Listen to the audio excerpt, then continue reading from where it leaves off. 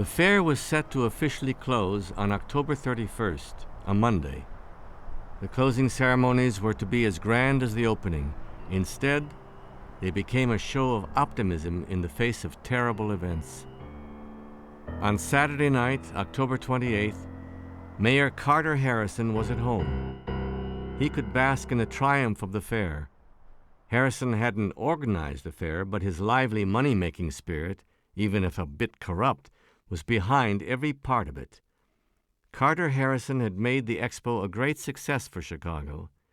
Even if the fair hadn't made much money, the people of Chicago had, and the people of Chicago voted for Carter Harrison. And all around the globe, the name of Chicago was on everyone's lips. Outside of Harrison's house, a young man named Patrick Eugene Prendergast was pacing the walk. Prendergast had been a great admirer of the mayor and worked in his home ward for Harrison's election. Prendergast felt he was owed something for his loyalty. Harrison had doled out hundreds of patronage jobs and contracts around the fair. Where was Prendergast's reward? He had watched the progress of the fair all summer. He had sent the mayor letters that he never answered. Surely he was not going to be left out. As the fair came to an end, Prendergast realized that there would be nothing for him. As he paced to work up his courage to face Harrison, he fingered the small revolver in his pocket. Maybe he was coming only to intimidate Harrison. Maybe Harrison would give him that plum job. Prendergast knocked on the door. The mayor was available to the people. It was not unusual for him to greet a constituent at the door. Harrison opened his own door and let Prendergast into his foyer. Prendergast forgot whatever speech he may have rehearsed. With a mad shout, he pulled out the revolver and shot Harrison 3 times. Harrison bled to death within a few minutes. Prendergast didn't try to get away from the police. The public concluded that he was insane.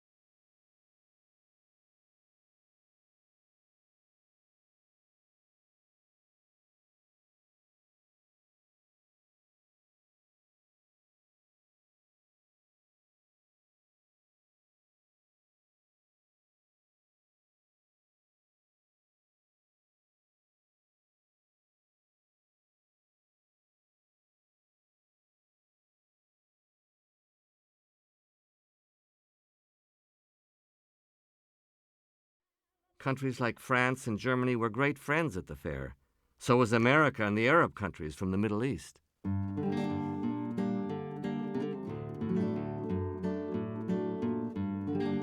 Ironically, no foreign nation was better represented at the expo than Spain. The power for whom Columbus discovered America and founded an empire had an honored place at the exposition to celebrate that discovery. Just 5 years later, the United States went to war with Spain after a mysterious explosion on board an American battleship in Havana Harbor. America's victory in the Spanish-American War took Cuba, Puerto Rico, and the Philippines away from Spain, effectively ending the global Spanish empire that had begun with Columbus.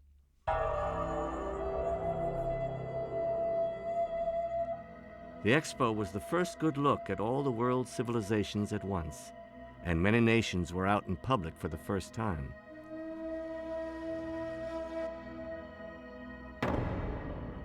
The Columbian Exposition marked the debut on the world stage of Imperial Japan, a country that had only begun to modernize 30 years before under the Meiji Emperor. People were impressed. Unlike today, where Japanese culture, art, and technology literally surround us, this was the first time most Americans had seen anything or anyone from the Eastern country, and nearly every visitor had good things to say about Japan. Germany was there with the world's largest display of firepower and the biggest guns on the planet. It was the Americans who said that the awesome size and power of German weapons would bring on global peace, because nobody would actually want to use weapons that large or that destructive. The fair's exotic Middle Eastern exhibits and the Turkish Empire were the first exposures to the Arab world for most Americans.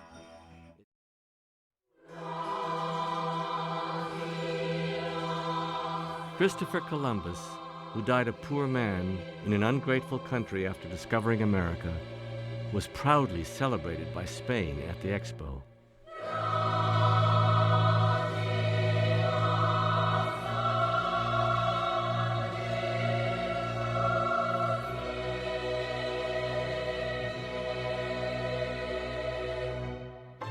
Visitors could go through a recreation of La Rabida Monastery in Spain, the place where Columbus and his son were said to have taken refuge and forged the idea of the voyage.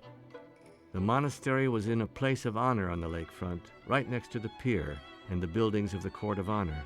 Next to it, in the South Pond, were the reproductions of the Nina, Pinta, and Santa Maria that had been sailed all the way from Spain. Spain's national building was modeled on the Silk Exchange in Valencia. Inside, viewers could see priceless jewels of King Ferdinand and Queen Isabella, rare maps, relics, and manuscripts of the voyage. To judge from the world's Columbian Exposition, Spain looked like a great world power and a great friend of the United States. Regrettably, that would change 5 years later. Fortunately, today we're back to being friends. The fair actually didn't open until 1893, 1 year too late for the anniversary. No one seemed embarrassed. It was hard to embarrass the America of 1893. In modern times, the 500th anniversary of Columbus in 1992 was marked by guilt and apologies. The Columbus of 1992 was often portrayed like a greedy, genocidal madman, and the conquest of America as cruel and unfair.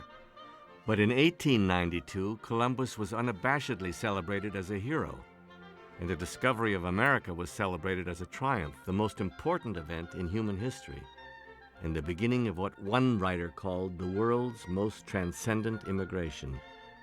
No apologies were forthcoming to the Indians.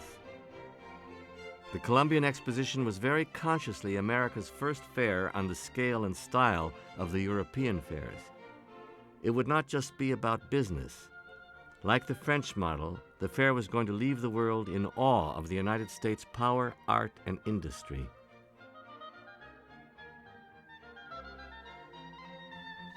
Looking back now, the years around the No Chicago man ever tires of doing business, one observer wrote.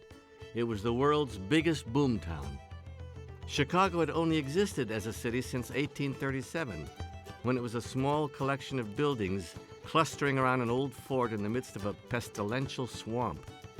The city had grown slowly with projects that drained the marshes and created an artificial harbor in Lake Michigan. In the years of the Civil War, Chicago growth took off. By the end of the war, it was well on its way to being America's second city.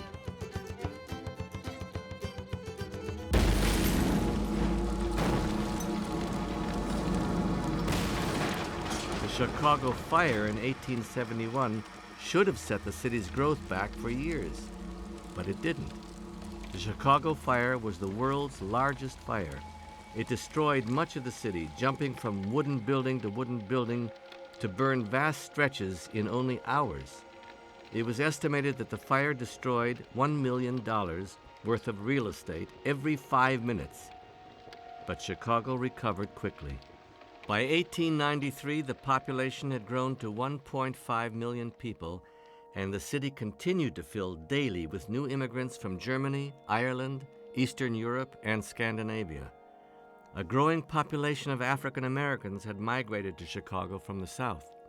Less than 20 years after the fire devastated the largely wood-built city, the first fireproof steel-frame skyscrapers, buildings that were 8, 10, even 18 floors high, were going up in Chicago.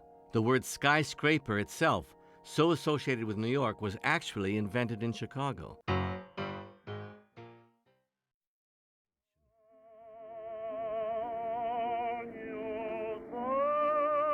By far the biggest cloud hanging over the World's Fair was the economic turmoil of the Panic of 1893. The Panic was the most severe economic downturn that Americans had ever experienced. On May 4th, 1893, 3 days after President Cleveland opened the World's Fair, the bottom fell out of some of the most important sectors of the United States economy. The stock market crashed in New York after European banks called in loans that severely depleted United States gold reserves. As he launched the largest display ever of American wealth and optimism, President Cleveland already knew that the economy was on the verge of collapse. As the world price of silver plummeted in June, the U.S. silver dollar became worth only 50 cents. In the West, America's mighty silver mining industry collapsed in a matter of days. Railroads all over the United States went bankrupt. Before the end of 1893, 15,000 businesses had failed. 500 banks had gone under, and nearly 30% of America's railroads were financially insolvent.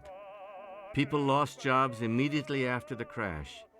By the midpoint of the World's Columbian Exposition in late summer, unemployment in the United States reached 18%. Unemployment was an unprecedented shock in America, where work used to be had for the asking. With no work, no unemployment insurance, and no savings, there was real misery in the United States. Many of the people who heard about the wonders of the fair could never afford to go there. The United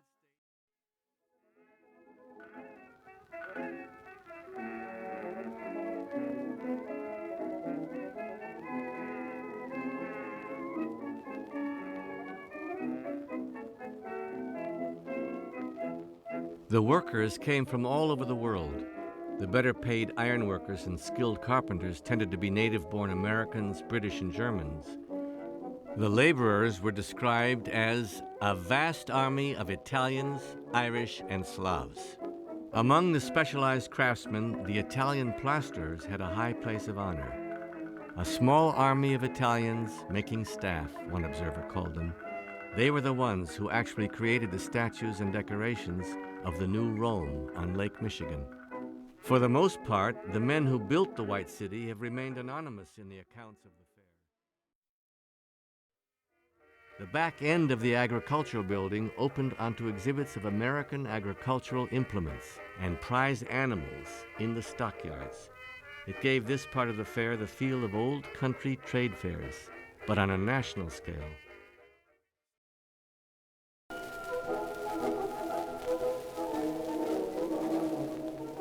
One of the great successes of the fair was the Liberty Bell, brought from Philadelphia to the Pennsylvania building. which was built to look like Independence Hall. As the birthplace of the Declaration of Independence, anything associated with the Declaration was displayed like medieval relics. The table it was signed on, the inkwell used to sign it, the chair Thomas Jefferson sat in, and a lock of his hair. Also on display, quite in keeping with the inventive and progressive spirit of the fair, was Benjamin Franklin's first lightning rod.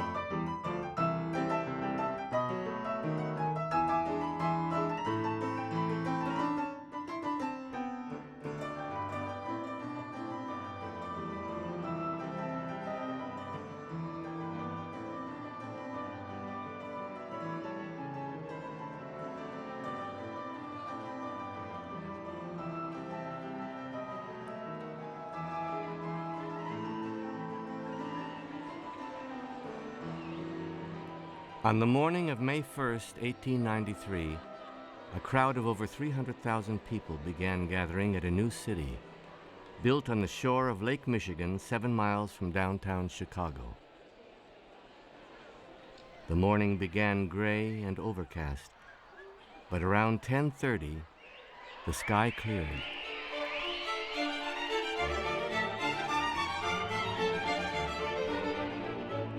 The sun shone down on a gleaming city, filled with structures of almost impossible size and grandeur, a new Rome or Venice, an elegant city of canals and classical columns. But unlike Rome or Venice, this was a temporary city, built in just 2 years on a reclaimed swamp in Chicago. The press had dubbed it the White City, which was built to be the home of the World's Columbian Exposition of 1893, the Chicago World's Fair. The fair was built to celebrate the 400th anniversary of Columbus discovering America in 1492, even if 1893 was 1 year late for the anniversary. After 3 years of planning and building, today the fair would officially open.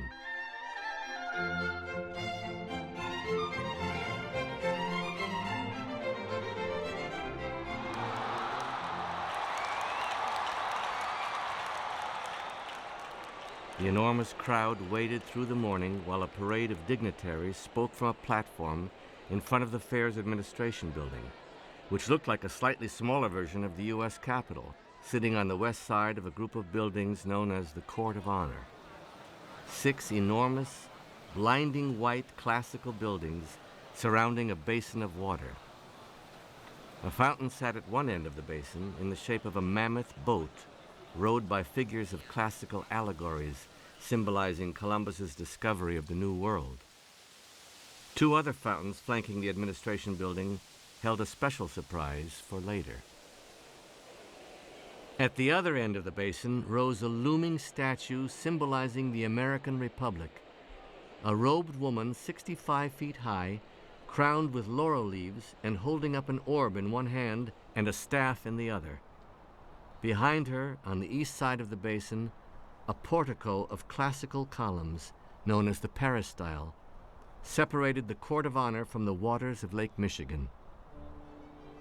All morning, people had arrived at the railroad terminal directly behind the administration building, where dozens of railway lines from all over the United States converged at the Columbian Exposition. No crowd of this size had ever before been assembled in one place in the United States.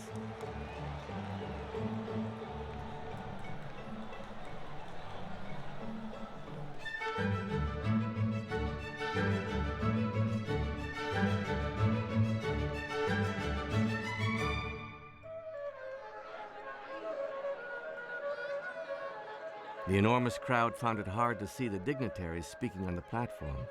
Surrounded by a sea of people, it was almost impossible to hear them.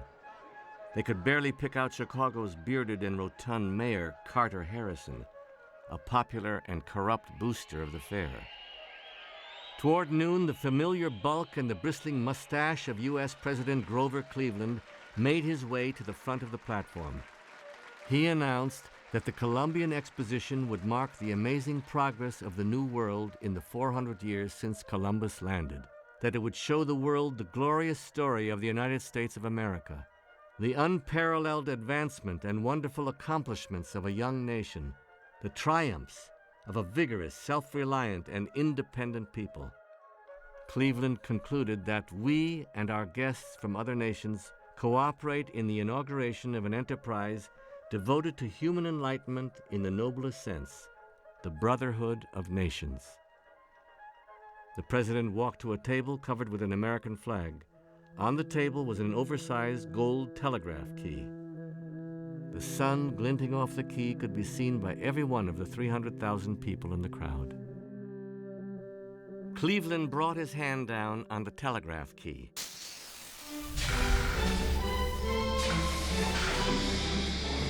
The air began to hum as George Westinghouse's enormous dynamos started whirring.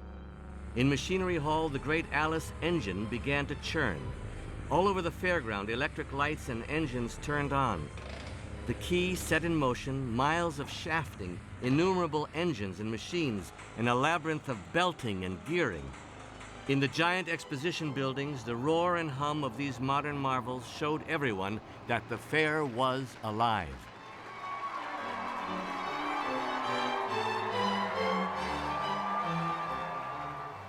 On either side of President Cleveland, the two electric-powered fountains suddenly shot brilliantly colored streams of water 150 feet into the air. Electric arc lights played on the 65-foot-tall Statue of the Republic and glinted off the alabaster maidens rowing the enormous fantasy boat in the middle of the Columbian fountain. 300,000 people let out a deafening cheer that seemed to go on for minutes. The crowd was momentarily awed into stillness before people began to scurry in 1,000 directions, hurrying to take in the wonders assembled on the shore of Lake Michigan. The World's Columbian Exposition of 1893, best known as the Chicago World's Fair, was officially open. In many ways, this moment was the real beginning of the 20th century. There's never been anything else like the Chicago World's Fair. There will probably never be anything like it again. Even in the modern age of theme parks and Olympic spectacles, the World's Fair would have dwarfed them all.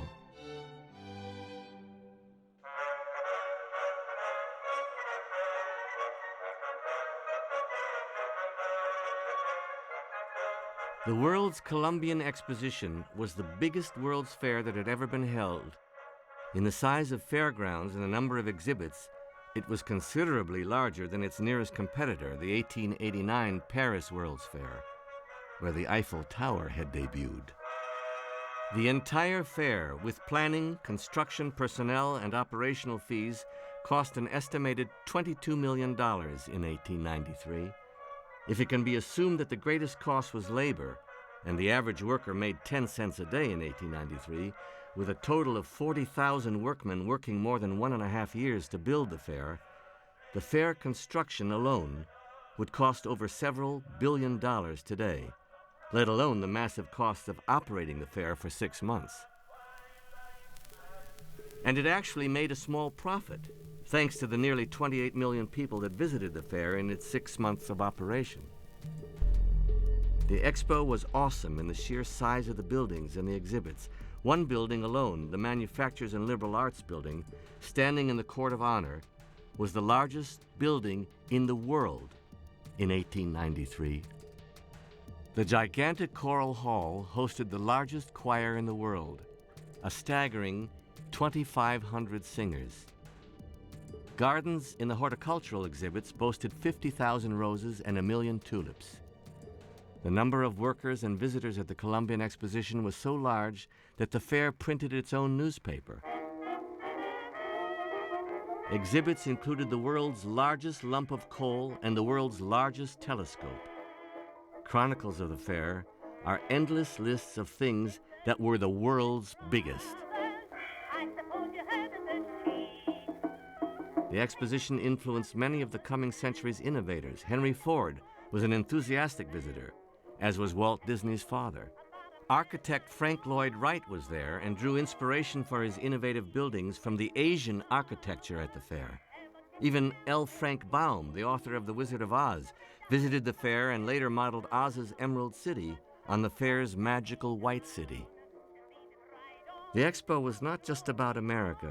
It was the world's biggest, most congenial melting pot before all hell would break loose in the 20th century. Countries like France and Germany were great friends at the fair. So was America and the Arab countries from the Middle East. The Chicago World's Fair embodied the 19th century's progress, optimism, ambition, and sheer delight in variety and discovery. The people who built the Columbian Exposition, the people who attended it, and even the many people who merely followed the fair through newspapers, saw only a great future of progress and peace that would go on without end. If the world could accomplish so much in the 19th century, they thought, how much will it accomplish in the next century?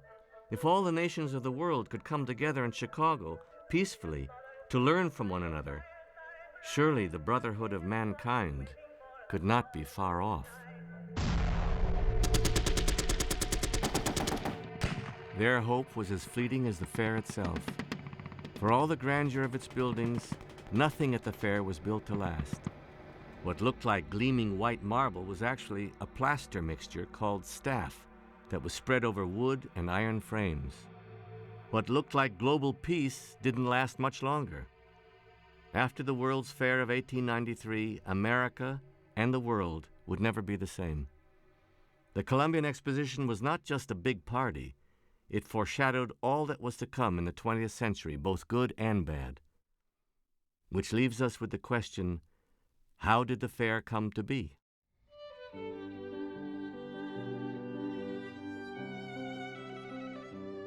World's fairs had grown out of the trade fairs in Europe that dated back to the Middle Ages.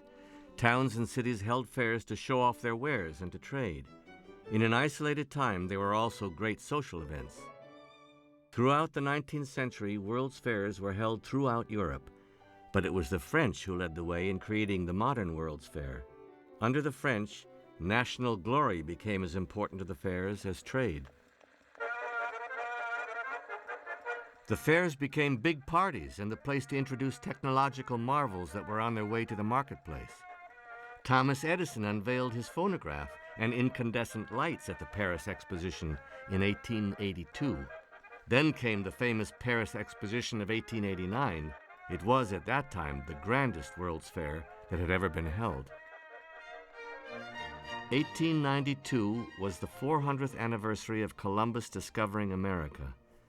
A few years earlier, in 1885, the Interstate Commerce Commission had proposed the idea of a fair in the United States to mark the anniversary.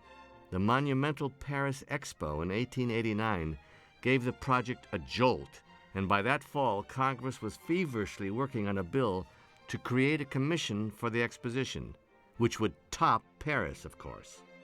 Because of the long political battle over choosing a city and delays in the ambitious construction projects, the fair actually didn't open until 1893, 1 year too late for the anniversary. Looking back now, The years around the Chicago World's Fair seemed like a good time for celebrating peace and progress, America not being involved in a single multinational war. Perhaps, but they were still years filled with violence and economic turmoil. The early 1890s witnessed the most violent labor struggles in American history, many of the most violent events happening in Chicago, only a few miles away from the White City. Chicago reached the front page of newspapers after the 1886 Haymarket riot, when 7 Chicago policemen were killed by a bomb while breaking up a strikers' meeting. Rioters were killed when the police returned fire. While the buildings for the Columbian Exposition were nearing completion in 1892, an armed confrontation erupted between striking steelworkers and Pinkerton security guards at Andrew Carnegie's Homestead Works outside of Pittsburgh. After deaths on both sides from gun battles and even cannon fire, the Pennsylvania militia put down the strike. Immigration and race were also hot-button topics in the early 1890s, often accompanied by violence. In 1891, 11 Italian immigrants were lynched in New Orleans after they were acquitted of murdering a police superintendent. It was the biggest mass lynching in United States history, and the first time that the word mafia appeared in American newspapers. Chinese immigration had been suspended in the 1880s, and in 1890, Congress extended the ban for 10 years. In the rest of the country, racial discrimination was unquestioned, and segregation was the word of the day. The numbers of American Indians were dwindling, and many people thought that they were headed toward inevitable extinction. The United States at the time of the Chicago World's Fair was only 117 years old, and not so far from the Great Civil War, which had ended only 28 years earlier. A mere 17 years before the World's Fair, General Custer was killed at Little Bighorn, and the Apache war chief Geronimo had been captured in 1886. The Johnstown flood happened 4 years earlier in 1889. The West was wild, and legends like Billy the Kid, Wyatt Earp, Wild Bill Hickok were made famous. In 1890, a declaration was made that resounded throughout the country. The American frontier was closed. There was no longer a front line of settlement. Americans had spread to fill in every territory from coast to coast. The population of the United States was 65 million people. The next question was where in the United States to hold the fair. There was no obvious national center like Paris, which was in the heart of Europe and a reasonable distance for almost every European to attend. The United States was far more spread out than Europe. For a while, Washington, D.C. looked like a favorite, but Washington had no representative in Congress and nobody to lobby for it. There were really only 2 serious choices, New York or Chicago. New Yorkers thought the country west of Manhattan was all boondocks and couldn't imagine why anything so important would not be held in New York. Chicago had many advantages in the lobbying, particularly because the surrounding area looked more like the rest of the country than New York did, flat and empty. And by voting for Chicago, congressmen could be standing up against pretentious East Coast snobs. The competition in Congress was fierce. Representatives and delegations from the 2 cities lobbied, twisted arms, and horse-traded for months. In the end, the heartland won out. On February 4th, 1890, a majority in the House of Representatives voted for Chicago to host the fair.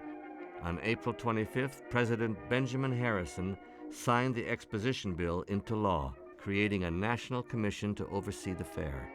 The U.S. government invited countries from around the world to send exhibits.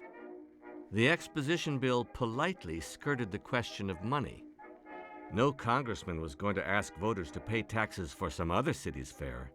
Unlike France, no federal money was going to be spent on the Chicago World's Fair. The city of Chicago had the sole responsibility to plan, organize, and pay for the fair, which meant that the fair had to make money.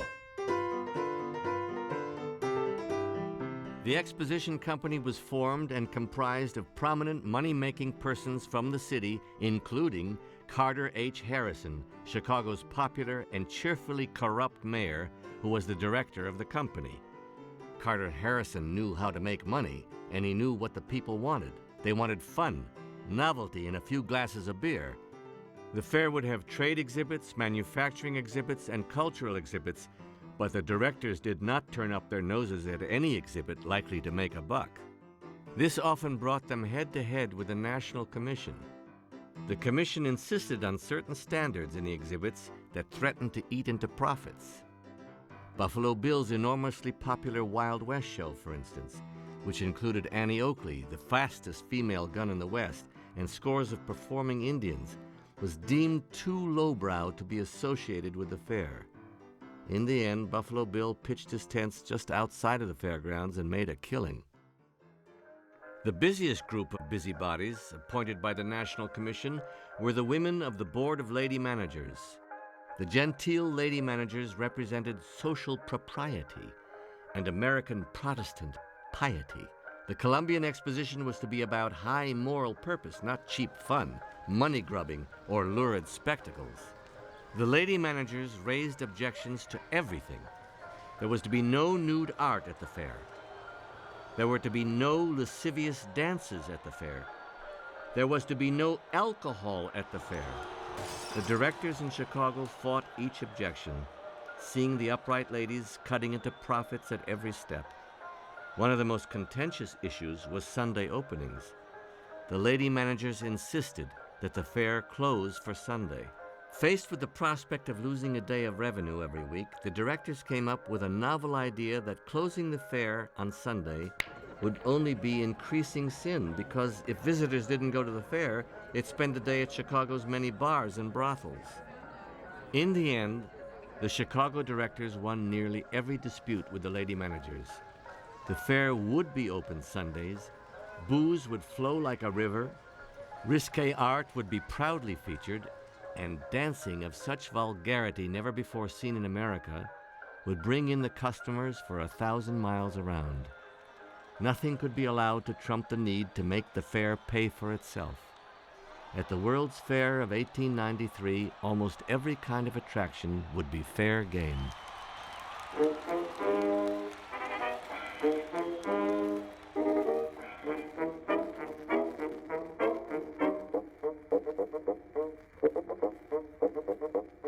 The city of Chicago had a reputation for doing everything in a big way, both in its vices and its virtues. The city was described as first in violence, deepest in dirt, lawless, unlovely, ill-smelling, irreverent, and overgrown gawk of a village. It attracted visits from scores of shocked reformers who tallied up its prostitutes, bars, impoverished immigrants, and the ungodly stink from the world's biggest slaughterhouses in the Chicago stockyards. Victorian reformer William Stead visited the fair in 1893 and was so appalled that he wrote a book, If Christ Came to Chicago. Only divine intervention, he seemed to say, could rescue this city. On the other hand, Chicago's phenomenal growth and enterprising spirit embodied America in 1893. And impressed everyone who saw the city. No Chicago man ever tires of doing business, one observer wrote. It was the world's biggest boomtown. Everything about Chicago was immense in 1893. It was the manufacturing and agricultural center of the nation. With its proximity to the grain of the Midwest and the cattle of the West, the stockyards and the slaughterhouses shipped almost 1 billion pounds of beef every year. By 1893, Chicago's economy was approaching $2 billion annually. No one was more impressed with Chicago than Chicagoans. Mention the stink from the stockyards and a Chicagoan would point out the city's park system, which is over twice as large as New York's. Mention oppressive working conditions, and a Chicagoan would point to the city's rich cultural life and opera houses. Point out the prostitutes, and a Chicagoan would point out the business opportunities. The boasting of Chicago boosters lobbying for the World's Fair caused the New York press to dub Chicago the Windy City, not because of the weather, they said, but because of all the air coming out of it. Chicago wanted to have the world's biggest World's Fair ever. Chicago's problem now was where to build the fairground, as there was no obvious site within the city. The 1889 Paris Expo had been built in the middle of Paris. The magnificence of Paris was the center of the expo. Chicago was nothing like that. Chicago was built for business. The railroads and skyscrapers in the bustling downtown were impressive, but hardly beautiful in the way that the 19th century thought of beauty. And any fair would have to be built well away from the stench of the stockyards and the shacks and tenements surrounding the city. Rather than having the fair in Chicago, Chicago would build an entirely new city with its own rail lines and terminals to accommodate millions of visitors. The directors first looked toward the vast prairie surrounding the city, which offered immense amounts of land to build on. The problem was the flatness and dullness of the landscape. The fairground would be dropped in the midst of miles of nothing. At a loss, the directors hired famed landscape architect Frederick Law Olmsted to find a site and design the landscape for the fairground. Hiring Olmsted was a stroke of luck. He was the visionary who had designed New York City's Central Park, a giant figure in the design of American cities. Olmsted developed a vision for the fairground that none of the directors had thought of. Looking at Chicago, he turned his back on the city and the prairie. Olmsted looked out onto Lake Michigan and declared that the world's Columbian Exposition, celebrating the world's most famous voyage, would be set on the water. The drama of the lake would make the most magnificent setting imaginable. The spot that Olmsted settled on seemed hard to believe at first. Called Jackson Park, it was a park only on the map. In reality, it was an unimproved swamp along the lake, 7 miles south of downtown Chicago. There were no buildings standing in the park and no rail lines. The ground was too wet to dig foundations. Clouds of mosquitoes swarmed out of the breeding ground in the stagnant water. Olmsted's plan for the fair meant reclaiming 700 acres of swamp, wild oak, and sand. The idea seemed mad, but Olmsted's reputation carried the day. The directors were getting nervous at the delays, and a mad plan was better than no plan. The work of digging and dredging began before Olmsted was even finished sketching his designs. As he laid out lagoons and canals carved into the swamp, the vision began to emerge. The white city of the Columbian Expo would be a city built on water, like Venice.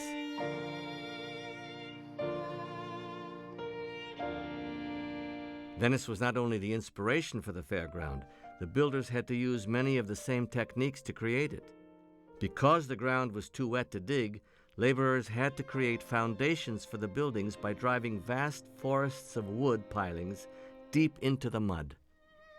Driving the pilings was hard, dirty, and very dangerous work, and for all the technological wonders that would be unveiled at the fair, the grounds were largely made by thousands of men digging with shovels for days on end.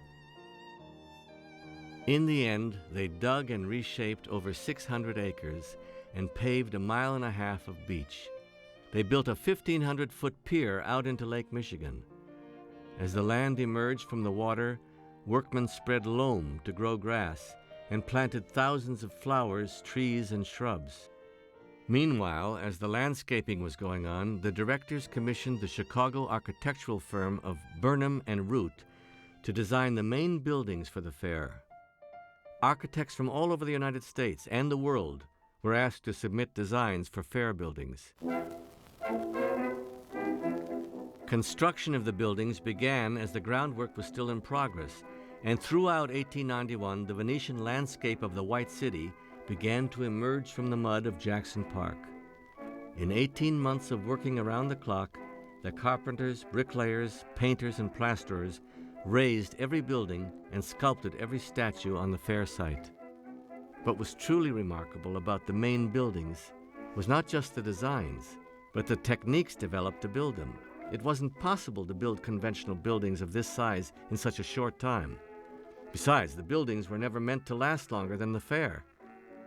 The builders turned to a plasterer's material called staff, a kind of stucco made of a mixture of plaster, cement, and fibers. It was flexible, strong, molded easily, and dried fast. The staff was laid over wood and steel frames to create the walls of the buildings. It was set in molds and sculpted over frames to create the building's decorations and the statues. What looked like shimmering marble at the fair was really just molded staff. As the buildings went up, they needed to be painted. The enormous surface area of buildings like the Liberal Art and Manufactures Building would take crews of men years to paint by brushes. What the engineers on the site did was to invent spray paint. Hooking spray hoses up to a vat of paint and a pump, the painters finished in a fraction of the time that brushes would have taken. For the most part, the men who built the White City have remained anonymous in the accounts of the fair. Many of them couldn't even afford to go. Every day at 6 p.m., the day laborers lined up at the casino, going up on the shore of the lake to have their work times checked off. The construction was such a popular spectacle that thousands of visitors paid 25 cents just to watch the buildings go up. Some of the buildings were dedicated in 1892, and the finishing touches were put on throughout that winter as the construction workers labored in the freezing snow and howling winds to have the White City completed in time for the May opening. The World's Fair was about to begin. Tickets were purchased at 50 cents each.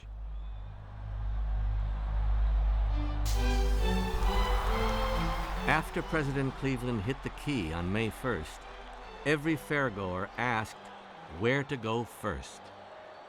As the fountains shot forth their streams of water, most visitors started their fair experience by gawking at the size of the buildings surrounding the Grand Basin. People stepped into the Court of Honor. The Columbus Fountain was right in front of them, and the Statue of the Republic was across the basin. The hard-to-believe bulk of the Manufacturers Building rose up to the left, and the Capitol-style dome of the Administration Building was directly behind them.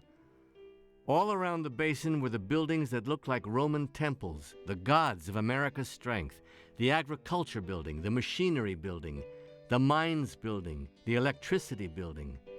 The Court of Honor was the embodiment of America moving beyond the Yankee agrarian republic. It was now a great civilization, equal or better than Greece, Rome, and Europe. Behind the Statue of the Republic was the peristyle, remembered by everyone as one of the truly beautiful things at the fair. The peristyle was a Roman-looking colonnade with double rows of 48 columns representing the states and territories of the United States, all supporting a roof that was lined on both sides with huge allegorical statues secured to rails on the roof by cables. It looked like Vatican Square on Lake Michigan. The two sides of the colonnade met in a massive arch that looked like the Arc de Triomphe. On top of the arch was a group of statues of horses pulling a wagon symbolizing explorers. The peristyle was like the gateway between the fairground and the outside world. Many visitors who came by water entered the fairground through the arch. It was a great spot to see both the Court of Honor and the lake, especially from the roof. Walking between the rows of massive columns stretching for what looked like hundreds of yards, it was an intimidating and awe-inspiring experience.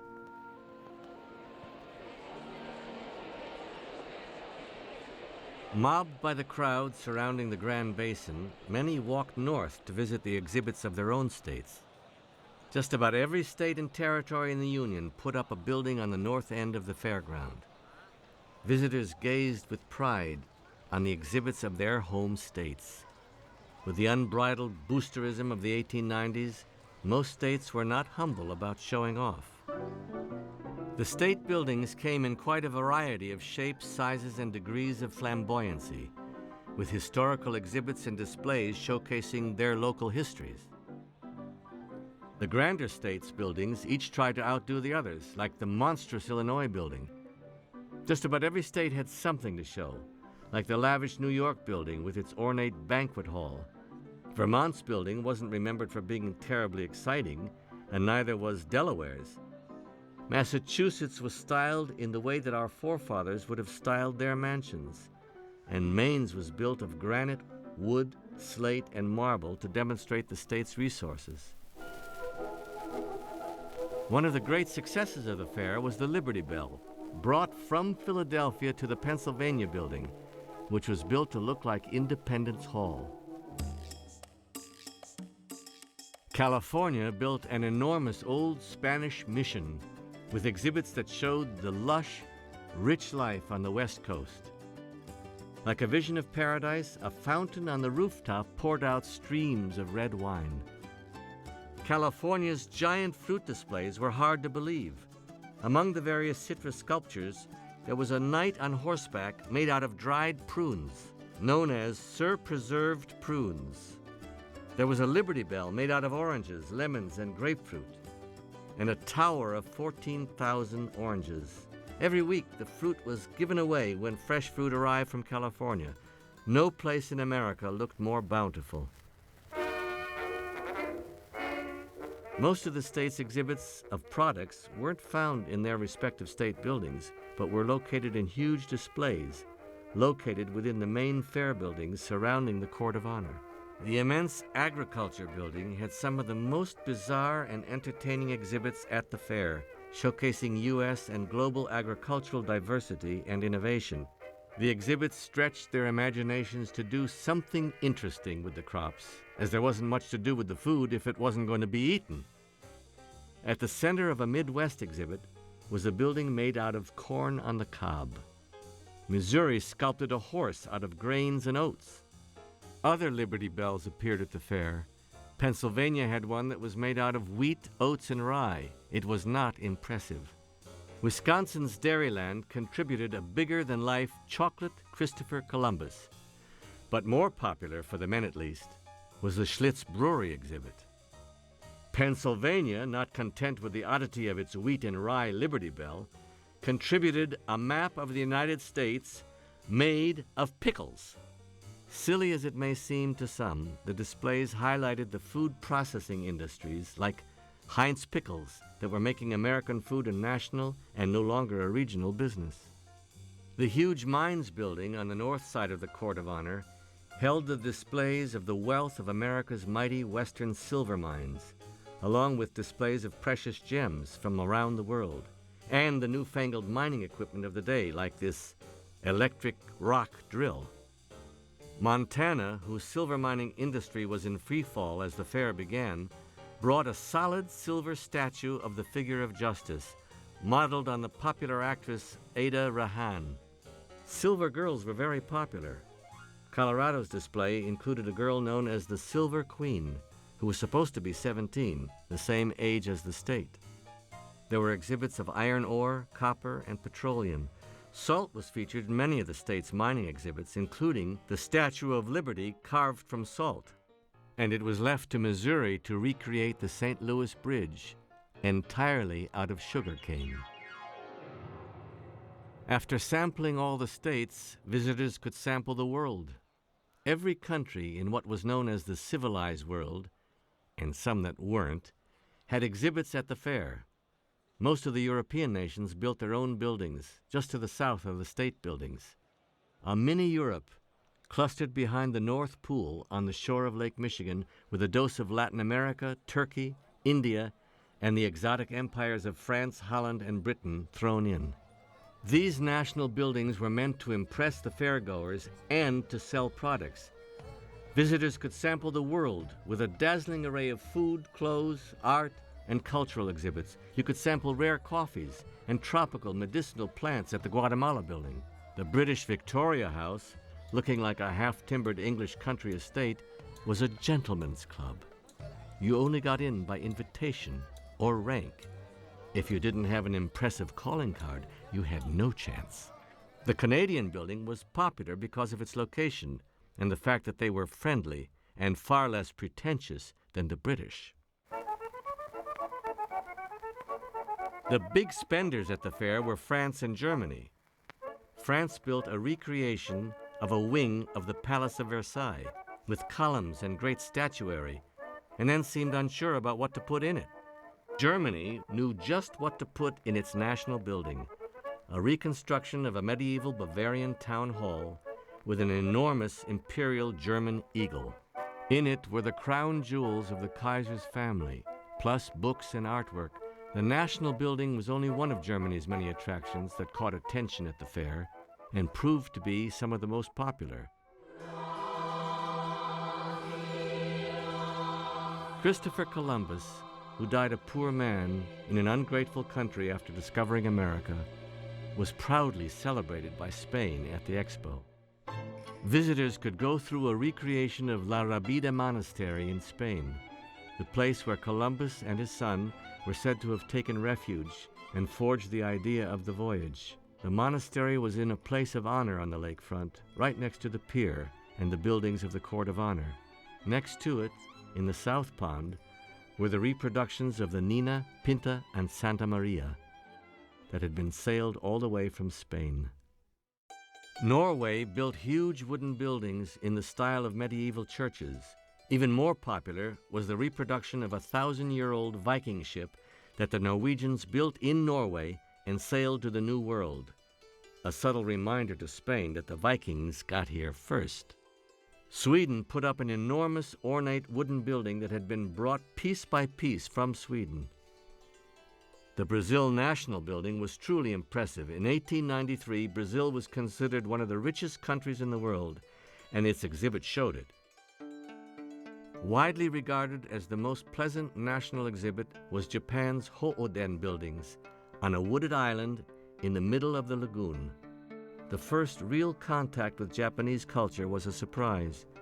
Japan was a country that wasn't even open to the West until the 1860s, but 30 years later, the Japanese government had been the first to apply for space at the fair, and they spent $630,000 on their exhibits, almost as much as France. Everyone who went to the fair liked the Japanese, their buildings, and the Japanese workers. What bright and nimble fellows these workmen are, one Harper's Magazine correspondent said. If they represent the average of Japanese artisans, then the average must be very high indeed. The quality and style of the Japanese exhibits attracted favorable attention and respect, even in a time of rampant, unblemished white supremacy. The Japanese were the only non-Westerners that no one snickered about. Visitors enjoyed the simple, elegant architecture of the Hohoden buildings, the beauty of the Japanese pottery, and the patient care of Japanese workers unpacking exhibits. It was the world's first good look at the unique culture of a talented nation.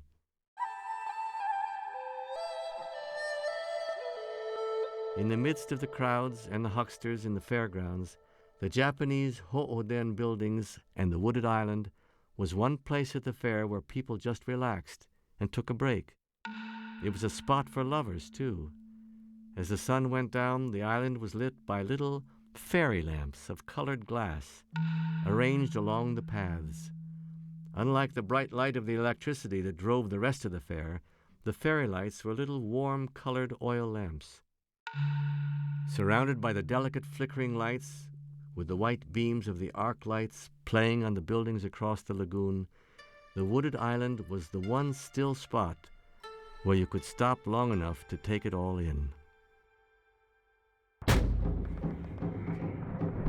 In 10 more years, Japan would crush the Russians in the Russo-Japanese War, the first modern victory of an Asian country over a Western power. Within another 40 years, Japan would challenge the United States and the British Empire for dominance in Asia and the Pacific. Today, one can't go 5 feet without seeing something influenced by the Japanese.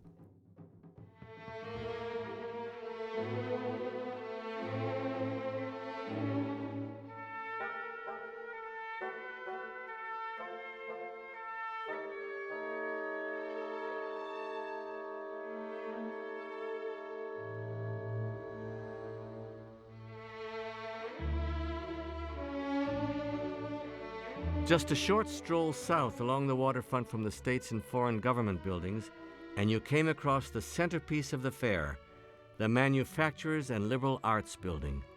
Nothing like it had ever been built. No other building at the fair could match it. Its purpose was to hold thousands of national, state, and business exhibits showing off an eclectic array of products and art. Internally, it was divided into booths with exhibits from manufacturers from all over the world. exhibits that were a monument to human ingenuity and peaceful commerce. And with so many exhibitors, it was impossible for one country alone to have the bragging rights and stand out. When the building was dedicated in October 1892, 100,000 people attended the ceremonies inside. The crowd was described as being lost in its vast interior. Promoters reckoned that the building could actually hold 300,000 people, each with 6 square feet of elbow room. At a time when electric street lighting was still a novelty outside of the downtowns of America's largest cities, the Manufacturers and Liberal Arts Building alone was lit by 10,000 electric lights. The entire fair used 3 times as much electricity as the whole city of Chicago. The Manufacturers and Liberal Arts Building dwarfed every building at the fair. In fact, when it was built, it dwarfed just about every building on Earth. It was the largest building ever made at 1,687 feet by 787 feet. The enormous roof reached over 245 feet into the sky, supported by 8 100-foot pavilions at the corner and center of each wall. The floor space covered an area of 540,000 square feet, or 44 acres. The Great Pyramid of Giza could easily fit inside. One writer claimed that the full standing army of Russia could fit inside the building. The builders said that the metal and glass roof contained enough iron and steel to build 2 Brooklyn bridges. Sure, the roof leaked a bit, but that could be expected from such a building put up in only 18 months. A few exhibitors got damp, but everyone was in awe. The building needed to be giant. The whole earth, it seemed, was inside. The number of exhibits in the building was impossible to count.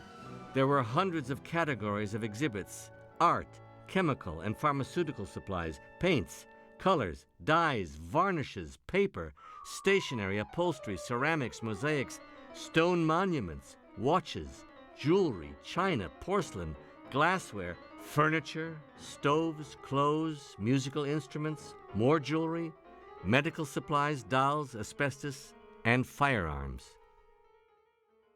Many new and recent inventions showed up in the building, some that lasted and some that didn't. There was a gigantic mineral water exhibit. Some exhibits were fun, like the Windsor Castle made out of soap. And if that wasn't enough clean fun, there was also a Brooklyn Bridge made out of soap. Who knew that there were so many kinds of shoes in the world? One newspaper man described the shoe and leather exhibit as hides by the mile. There were exhibits of lace and mattresses and pillows. There were billiard tables and fire extinguishers. There were exhibits of church furniture and caskets. And there were even not just 1 or 2 exhibitors in these categories, but often dozens. No one could see all the exhibits or even count them. According to one reporter, there were tens of thousands of things that need not be numerated. The insurers tried to put a value on the exhibits. They came up with $50 million. It was a wild and probably insufficient guess. This was the impossibly biggest bazaar in history. Called a city under one roof, it was more like a country or several countries.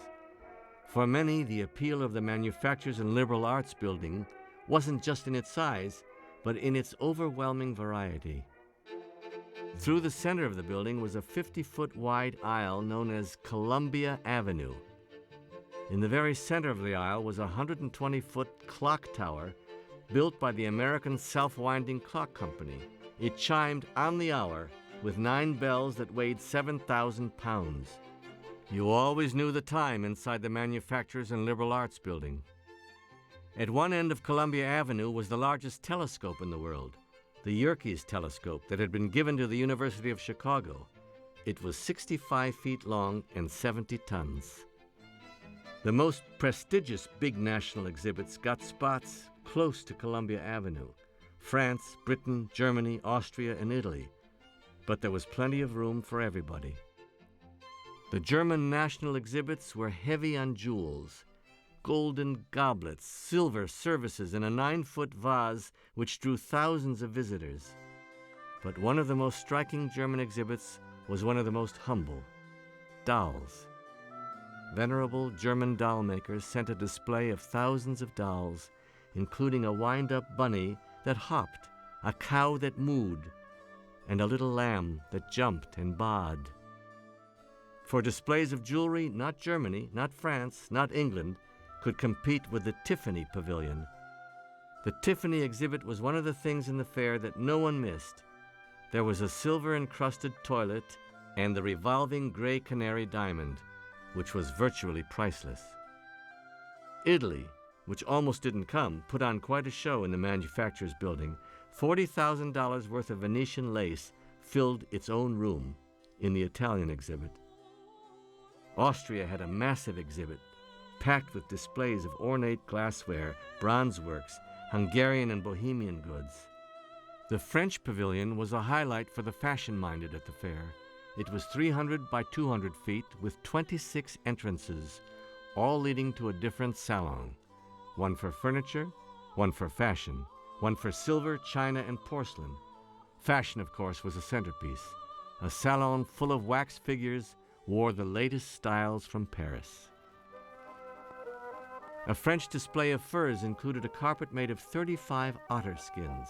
There were skins of polar bears, lions, tigers, and leopards. In 1893, there weren't many animal rights activists. French perfumers built a fountain of perfume in the middle of one display, which sprayed out a different scent every day. Fairgoers were welcome to dip their handkerchiefs in the fountain for a free sample. Along with the bigger European exhibits, there were more than 30 countries displaying their wares in the manufacturer's building.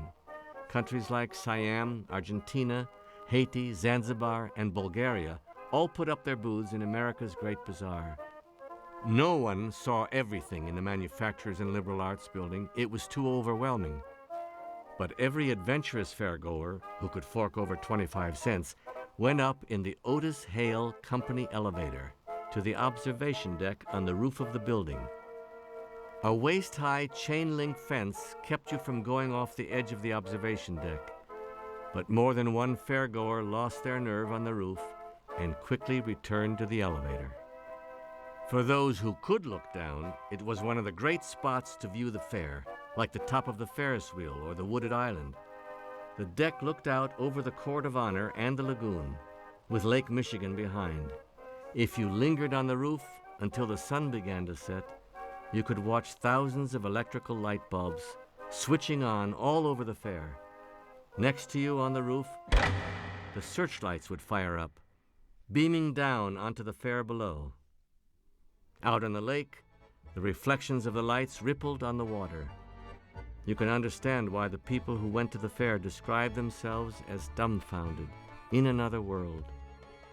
It was here that Olmsted's vision could be appreciated. From the roof, it looked like paradise.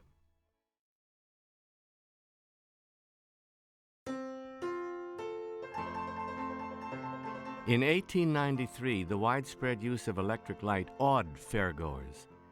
Electricity wasn't necessarily new. New York City had its first electric streetlights on Broadway in 1882. By 1893, most large American cities had electric street lighting in their downtowns, but not on anything remotely like the scale of the White City. At a time when most American homes were lit by flickering gas flames, the Expo at night was the brightest thing that had ever been seen on Earth. Something like 120,000 incandescent electric lights lit the fairgrounds, along with what seemed like thousands of arc lamps. The electricity building was almost 700 feet long and 350 feet wide. Its high glass curved windows and 170-foot-high spires looked out over the lagoon at its feet. The building housed exhibits by Bell Telephone, General Electric, Edison, Westinghouse, and every other American company in the electricity business. France and Germany also had large electric exhibits. There were huge dynamos, lighting systems, streetcar generators, and every other kind of conceivable electric gadget. Electricity also powered the launches, the little boats that took visitors around the waterways. They were powered by fuel cells that were charged every 12 hours with electricity from the dynamos. George Westinghouse had secured the main contract for providing the lighting for the fair, beating out his perennial competitor, Thomas Edison. The rival electrical pioneers both had large displays at the fair. Westinghouse may have won the contract for the lighting, but Edison clearly won the competition for the most creative use of lighting. The centerpiece of the electricity building was Edison's Tower of Light. It was a column 80 feet high, covered with colored jewels that were lit from inside by incandescent lamps, and the lights were choreographed to music. On opening night, an orchestra in the building struck up Strauss's Blue Danube Waltz. The crowd of thousands was dumbstruck for a moment and started to chant the name Edison, no doubt inflating his already overinflated ego. The tower was just one of Edison's triumphs. He also built the electric fountains in the central court. Edison himself spent $500,000 on displays at the Columbian Exposition, almost as much as Britain spent for the entire fair. The electric light was spectacular, but it wasn't the only marvel in the electricity building. Edison's kinetoscope was on display, where an audience could see comic scenes flickering by as cars were flipped like animation. Like so much else, movies were born at the Chicago World's Fair. Another giant of the expo buildings was Machinery Hall.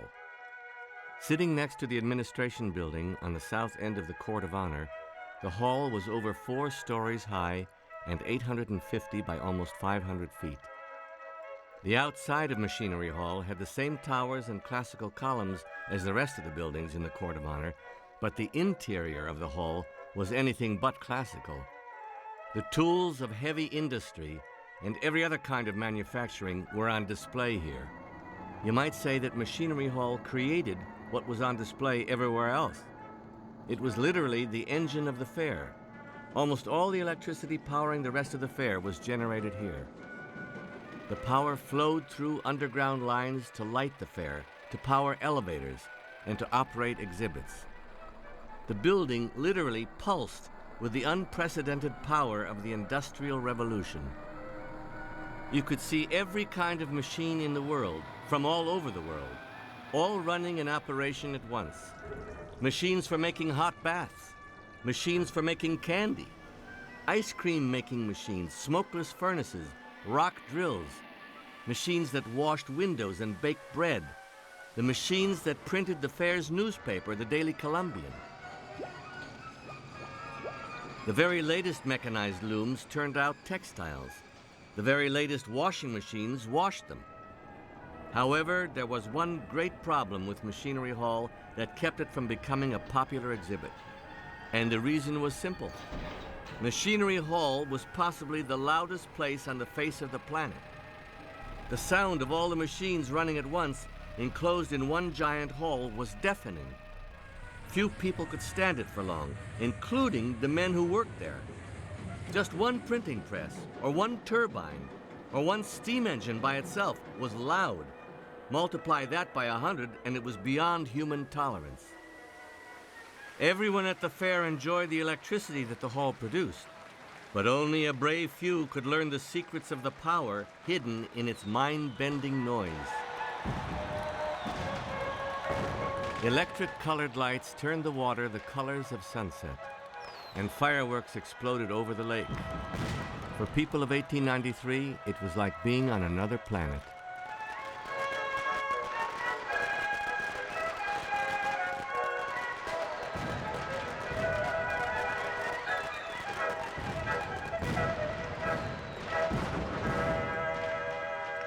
The gleaming white buildings, waterways, and the statuary may have been the heart of the fair, but its soul was on the Midway Plaisance.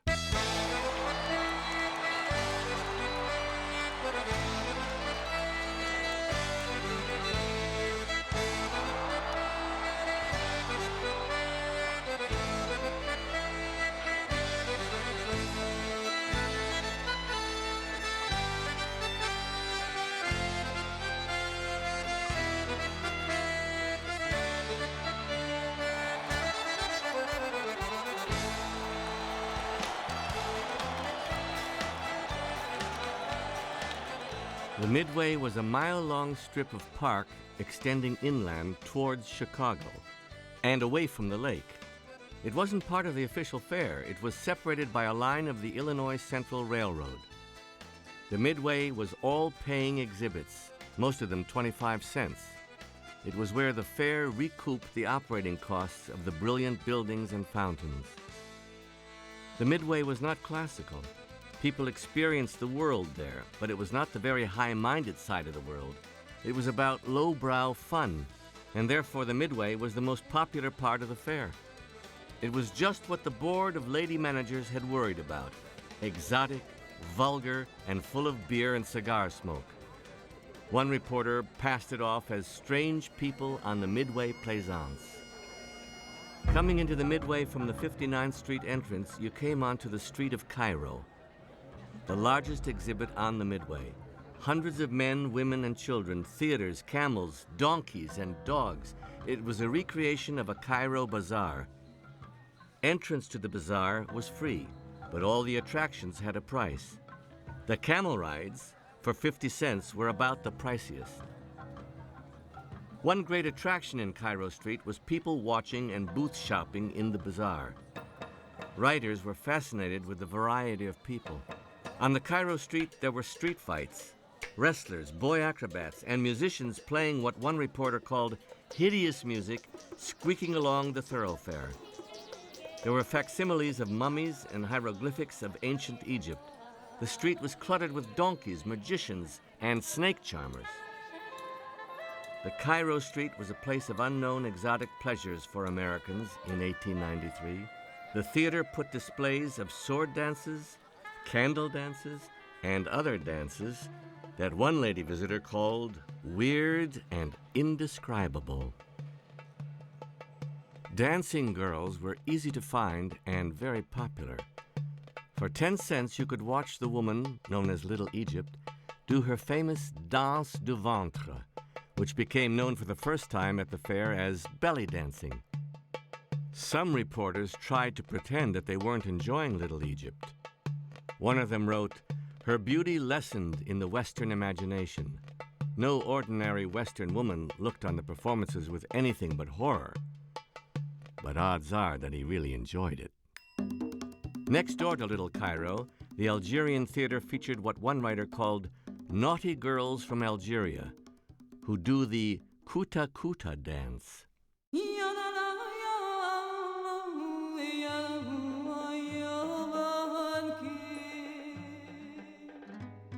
Every male visitor to the fair went down Cairo's harem street, straining to look inside at the enticing female world. The fantasy of the harem allured many men. "It is not the music that attracts," wrote one reporter, "for it is as hideous as the musicians." The women dancing publicly scandalized the public and brought in paying customers. America of 1893 was schizophrenic about sex. On one hand, every American city, and especially Chicago, teemed with brothels. On the other hand, a belly dancer could bring in the church ladies and the police to shut it down. One reporter suggested, only half joking, that the Midway was sure to cause a rise in divorces. Also on the Midway was the World Congress of Beauty, which consisted of girls in native dress from all over the world. Reporters argued over whether the Scottish beauty was pretty, or the English girl prettier, or whether the French peasant girl was simply too pretty. They said France was unjust to its women by not storming the beauty contest. Of the American girl, reporters said, "The robes too regal, the features too heavy, and the proportions too ample."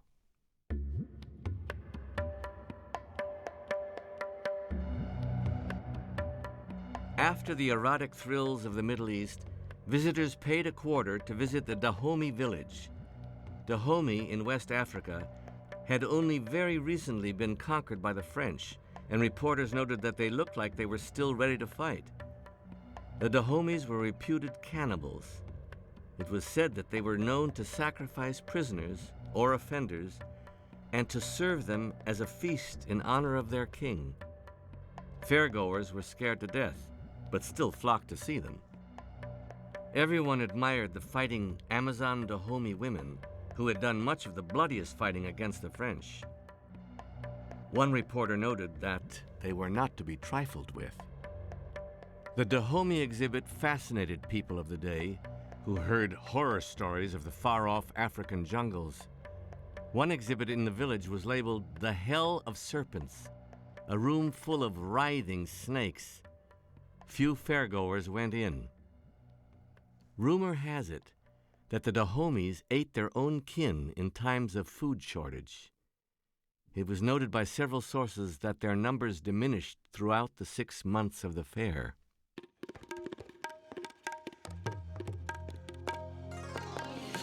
On the Midway, those tired of walking paid 75 cents an hour for 2 servants to carry them around in a sedan chair, like some noble. And the Midway had a lot of ground to cover in those sedan chairs. Capping the West End was the Bedouin encampment with the highest concentration of camels in the entire United States. At the East End, toward the fairgrounds, was the Java settlement of the Dutch East Indies, which was surrounded by bamboo and covered some 4 acres. In the Javanese theater, performances had no speaking, only pantomime. Those who could follow it enjoyed it. Of course, everyone enjoyed the exotic Javanese ladies. One impressive recreation was the replica of the Kilauea volcano in Hawaii in the Cyclorama building. Standing in the middle of a circular painting, you seemed to be in the center of the 9-mile circumference of the crater of the volcano. Pyrotechnic displays and colored electric lights made it seem as if the volcano was coming to life. In the German village, you could see a castle surrounded by a moat in the middle of the village. The castle displayed 60 iron figures in armor and weapons, the biggest collection of weapons in Germany. The exhibit showed centuries of the evolution of German soldiers, maybe to remind visitors that they meant business. There was no such drama at the 2 separate Irish villages, though. Each had its own castle, Donegal Castle and Blarney Castle. After a stout beer, visitors could kiss the Blarney Stone, or at least a replica of the original, in a sentimental touch sure to bring a tear to Chicago's many Irish immigrants. The Irish village gave each visitor a piece of the old sod. People from the cold lands, Eskimos and Laplanders, were also on display throughout the Chicago summer. In the heart of the Midway was the Lapland Village, where 24 Laplanders in native costumes suffered through the heat along with 9 of their reindeer that were used to put on a show pulling sleds.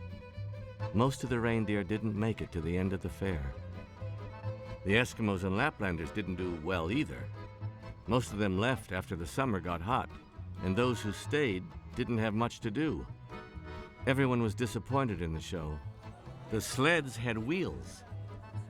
The Eskimos put on displays with long black whips. They tried to hit coins that were set up as targets and missed a lot.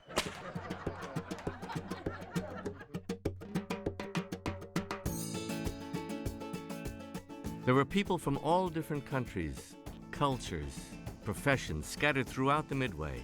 A Mexican dandy, a Syrian swordsman, a Bulgarian gentleman, the Samoans, an Egyptian donkey driver, Persian club swingers, an Irish dairymaid, a businessman from Beirut, a Scottish bagpiper, a group from Fiji, a Zybec, and a Ceylonese from Ceylon. And yes, there was still so much more on the Midway to see. Carl Hagenbach's animal exhibit was popular, with 1,500 animals that he brought to the show. There was an exciting panorama of the Swiss Alps. The Chinese had a Chinese theater that shocked viewers with their plays full of excessive violence and high body counts, not unlike the popular Hong Kong action films of the modern era. You could visit the immense Moorish palace, watch the Bedouin national dance on Cairo Street, or pay a fee and look at a miniature toy version of the Eiffel Tower, putting France's World's Fair in its place. There were even a few rides on the Midway. The ice railway was a popular one. Sleds raced along an 850-foot ice track that climbed up and down and turned like a bobsled run, kept frozen by electric-powered ice machines. The passengers gripped the sides and screamed as the sled raced down the hill and around the curve. Another ride on the Midway was the captive balloon, a hot air balloon on a tether. It rose around 1,490 feet over the fair. One reporter claimed that the Dahomies thought it was a god. A ride in the captive balloon was the most expensive attraction at the fair at $2, including a photo of the passengers in the balloon. At one point, a group of passengers went up and a heavy wind off the lake blew the balloon around until it crashed. No one was reported dead, but the captive balloon was out of business for the rest of the fair.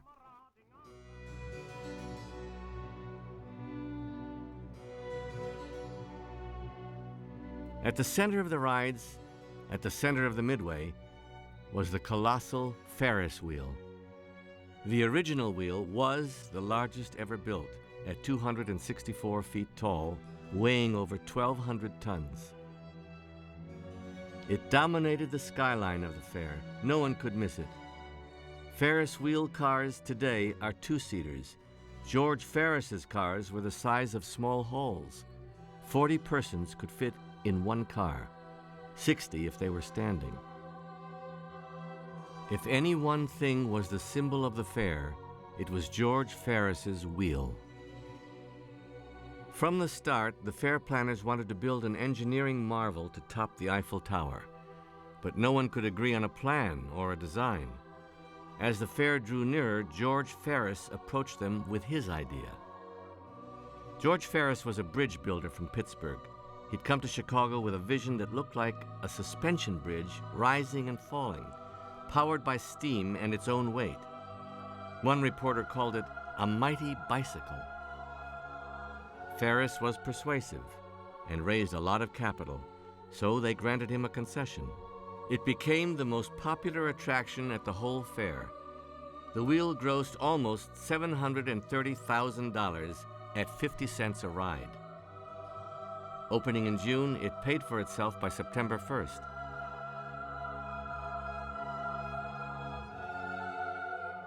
The royalties that Ferris paid to the exposition put the fair into the black.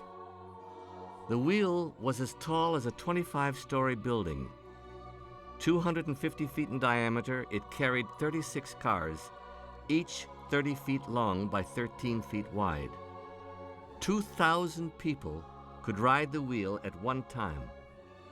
The wheel revolved around an axle which was the largest piece of steel ever forged, at 45 feet long and 56 tons. One reporter described the inside of the car as like being in a giant bird cage. The windows were covered with wire netting, and a conductor was in each car to look after distressed passengers. It was said that no crank will have an opportunity to commit suicide from this wheel. No hysterical woman shall jump from a window. Like many of the wonders of the world's Columbian Exposition, the Ferris wheel didn't long survive the end of the fair. George Ferris planned that the wheel at Chicago would be only the beginning. He thought that he could make the wheel a permanent monument, like the Eiffel Tower. None of his dreams came to be. At the end of the fair, he fought with the exposition officials over the profits from the wheel, and in patent court against two other men who claimed they invented it. He was never able to find a permanent home for America's Eiffel Tower. 3 years after the fair, he died at age 37.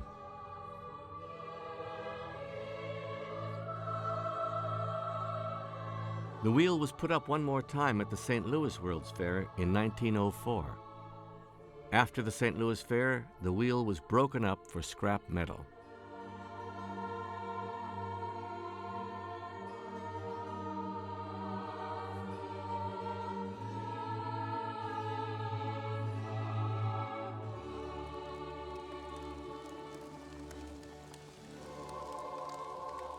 Beneath the shadow of the Ferris wheel and the mighty buildings, the fair had a dark side. Because of Chicago's legacy of fire, there were elaborate preparations for firefighting at the fair. Unfortunately for the firemen, the Columbian Exposition had given more thought to fighting fire than to preventing it. The cold storage building was another technological marvel of the fair. One newspaperman called it the greatest refrigerator on earth. It made the ice and kept cold the huge stocks of meat consumed at the fair. It was another giant building at 130 feet wide by 255 feet long. It was not just a big refrigerator, it also boasted an ice rink where fairgoers could skate in the middle of the summer. It could have been the first indoor skating rink. Like everything at the fair, the cold storage building was put up quickly and more attention was paid to the aesthetic design of the building and the equipment than to safety. It was built out of staff and wood, like the rest of the buildings at the fair. No one knows for sure, but on July 10th, it's thought that a spark from an ice-making machine landed on an exposed wood beam. In the middle of the day, with a full crowd of fairgoers, smoke began to billow out of the building as the fire spread. Most of those inside had enough time to get out. Firemen from the nearby station responded and rushed into the building to look for survivors and wait for the pump trucks. Because the cold storage building was built to seal out the heat, there were no windows and few exits. Once the firemen were in the building, the fire quickly blocked the exits. It was too smoky to find another way out. The fire was burning out of control. There were 17 men trapped in the building, 13 firemen and 4 workers. With no hope of reaching a door, they climbed to the top of one of the towers to escape the flames. The crowd on the ground watched, horrified, as the flames climbed up to reach them. The efforts of the firemen were futile. They couldn't get into the building and their hoses couldn't spray high enough to reach the flames that were threatening the men. All people could do was watch, mesmerized, gasping, calling to the men. The men on the roof called out for help, but there was nothing anyone could do. As the flames rose up to them, the men knew they were finished. Maybe they prayed, maybe they cursed the fair. One by one, the men began to jump to their deaths from the tower. Below, the crowd screamed and watched the whole thing. It was like a bizarre exhibit. One fireman, acknowledging his audience, threw a kiss to the crowd before he jumped. 1 or 2 of the 17 didn't jump. Their charred bodies were found the next day as the police and the fair officials searched to see what was salvageable in the building. There was a grand jury inquest into the fire in August. It was inconclusive. Fair officials produced testimony that blamed the fire on a gang of thieves. Presumably, they were stealing ice. No one was held responsible in the end. One Sunday at the fair was dedicated to the firemen who died. Receipts from that Sunday from the entire exposition were set aside for the families of the 13 firemen. It wasn't recorded how much the families received, but Sunday was usually a busy day at the fair.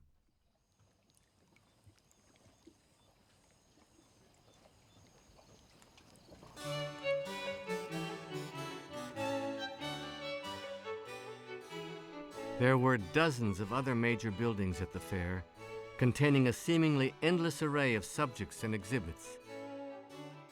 The Palace of Fine Art was an impressive building with plasterwork and classical columns that sat on the north shore of the North Pond near the state buildings. Unlike the rest of the fair buildings, the palace was built to stay because this building had to be fireproof to get insurance for all the irreplaceable paintings inside. The walls were built of brick covered with staff, and the floors and roof were iron. Inside, it was a sensory overload. Over 10,000 pieces of art arrived.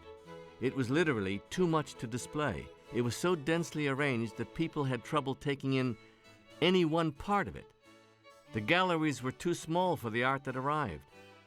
Paintings were hung willy-nilly in a jumble of however many could fit on the wall. In some places, paintings were crammed into corners and hung 4 high on the wall.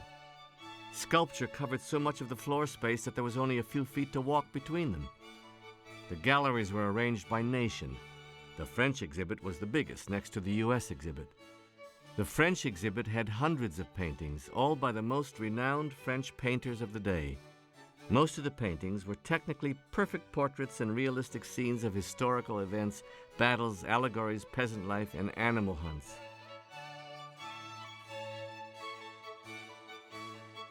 But in Europe, the end was approaching for this kind of painting, and Impressionism was gaining a foothold.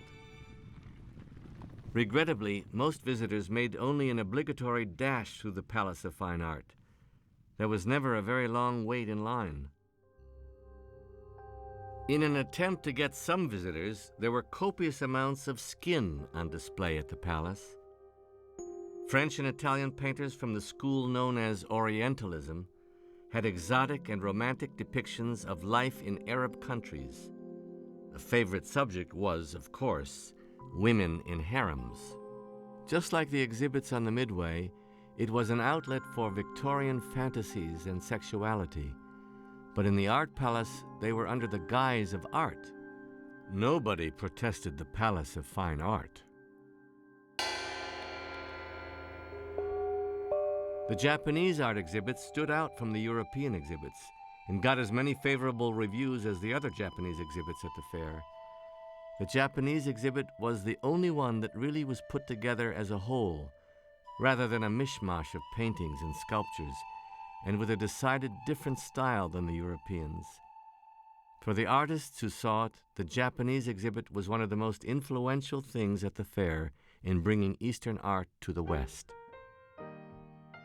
In the progressive spirit of the Columbian Exposition and under the influence of the Board of Lady Managers was the Woman's Building, full of exhibits by and for women, dedicated to a woman and her works. Almost unheard of for the time, the Woman's Building was designed by a young architect, Sophia Hayden, who won a competition among 14 women. The Board of Lady Managers intended that the building would show women's great achievements for the physical and moral good of humanity. They only accepted exhibits from organizations that were made up entirely of women. The art gallery was hung with drawings and paintings only by women.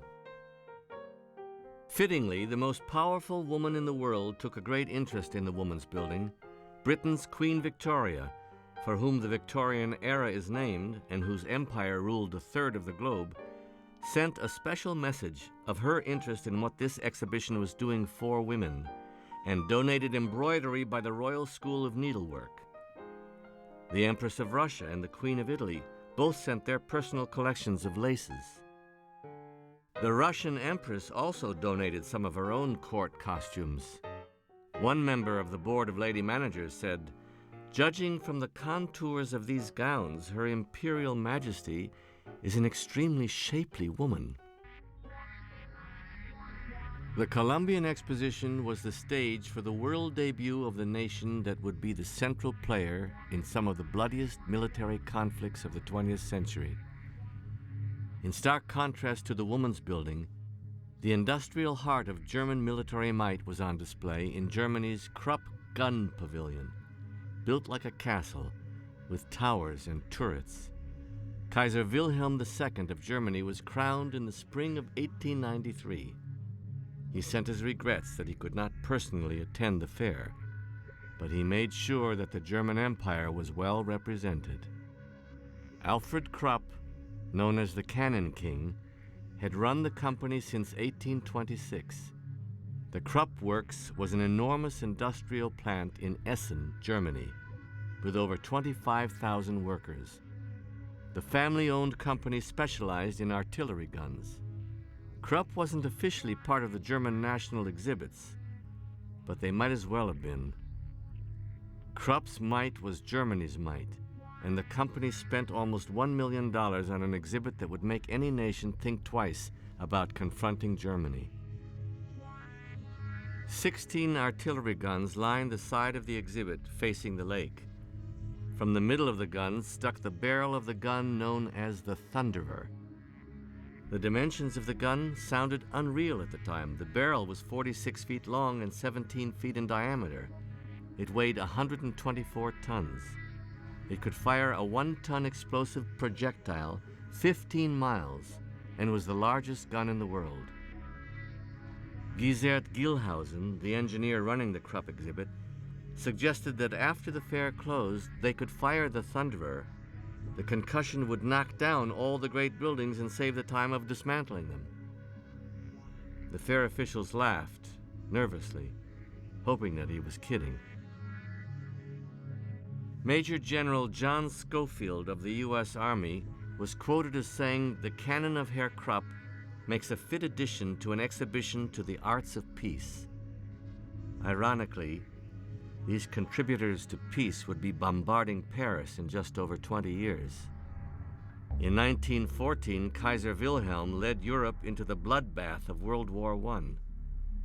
The Kaiser's armies blasted their way to Paris with Krupp guns that were even bigger than the guns at the Expo in 1893. General Schofield also said, "The people of the United States are a peace-loving people, and as such they should learn that the only way to preserve peace is to prepare for war." And the United States was doing just that, and they let the world know it. In the government building, the Army exhibited an American-made 58-ton artillery gun for coastal defense and all the latest and antique military innovations. As one headline put it, all the paraphernalia for killing men were placed on exhibition. The U.S. Navy's exhibit drew generally favorable reactions, but some observers seemed embarrassed to point out that the Navy's model battleship, the Illinois, that was moored in Lake Michigan, wasn't a ship at all. It was a brick building shaped like a ship that sat in the shallows on the edge of the lake. "She would not float even if bricks and mortar could float," said one observer, "for she has no bottom." But the Gatling and the Hotchkiss machine guns mounted on the deck were real enough. So was the 13-inch artillery gun that could throw a 1,000-pound shell 13 miles. The United States may have still been behind Krupp, but in 1893, they were catching up fast.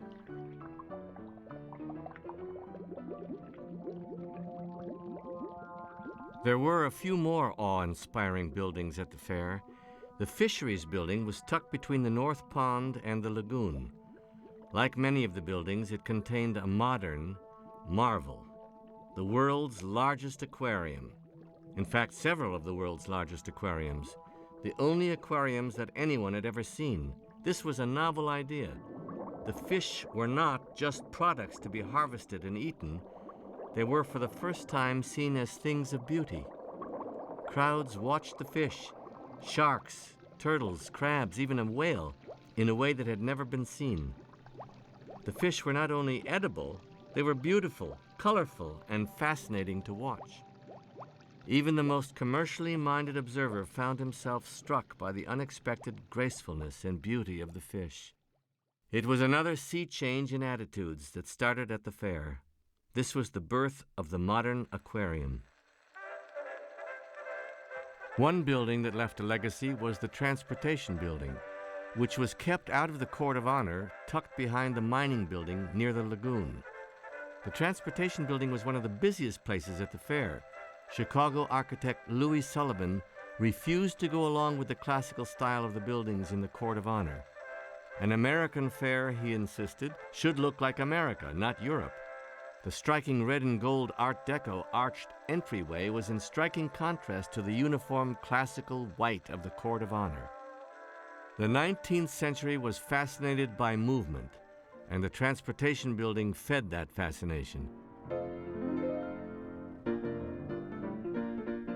From 1820 to 1896, the speed at which people could travel had increased more than it had since the domestication of horses. In under 80 years, rail travel had increased to the point where a New York to Chicago trip was 2 days.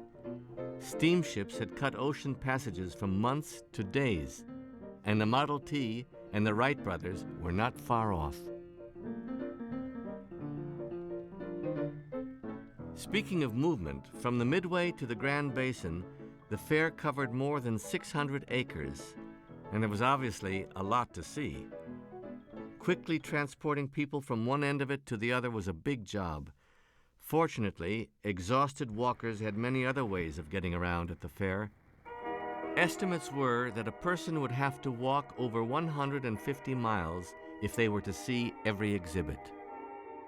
One of the most basic methods of transportation was wheelchairs.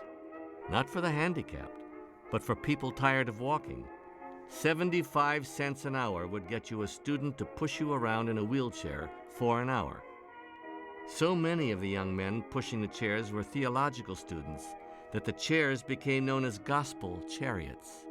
You could also rent the wheelchair and push yourself for the sale price of 40 cents an hour. The intramural railway was popular, called intramural because it stayed within the borders of the fair. It ran from the South Pond, behind the agriculture building, along the waterfront to the North Inlet next to the Viking ship. It was an elevated electric third-rail railway, like a metro.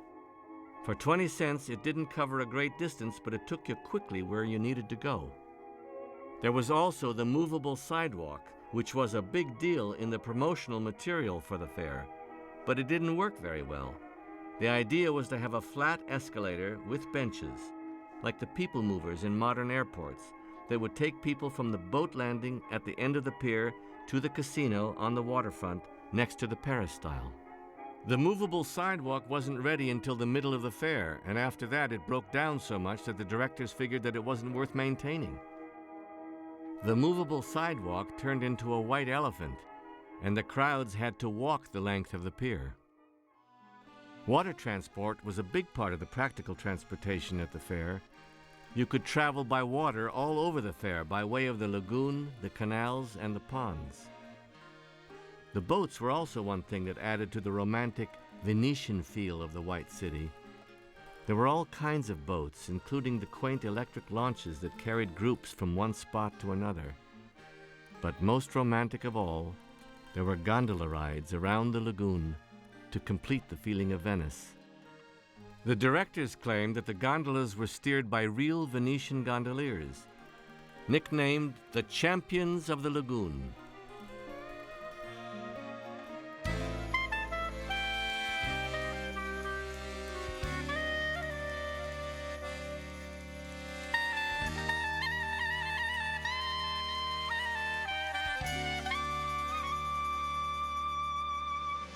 Walking throughout the miles of the fair, everyone was bound to get hungry and thirsty. Food and drink at the fair was another massive undertaking. Fairgoers had a lot of restaurants to choose from, and the casino at the end of the pier was probably the biggest and the most prominent. But there were places to eat everywhere. Visitors wondered why the fair's official restaurants offered a lot of the same menus. It turned out that the Wellington Catering Company of Chicago had been awarded a monopoly on food concessions by the fair directors in a sweetheart deal that had the fingerprints of Chicago's Mayor Harrison all over it.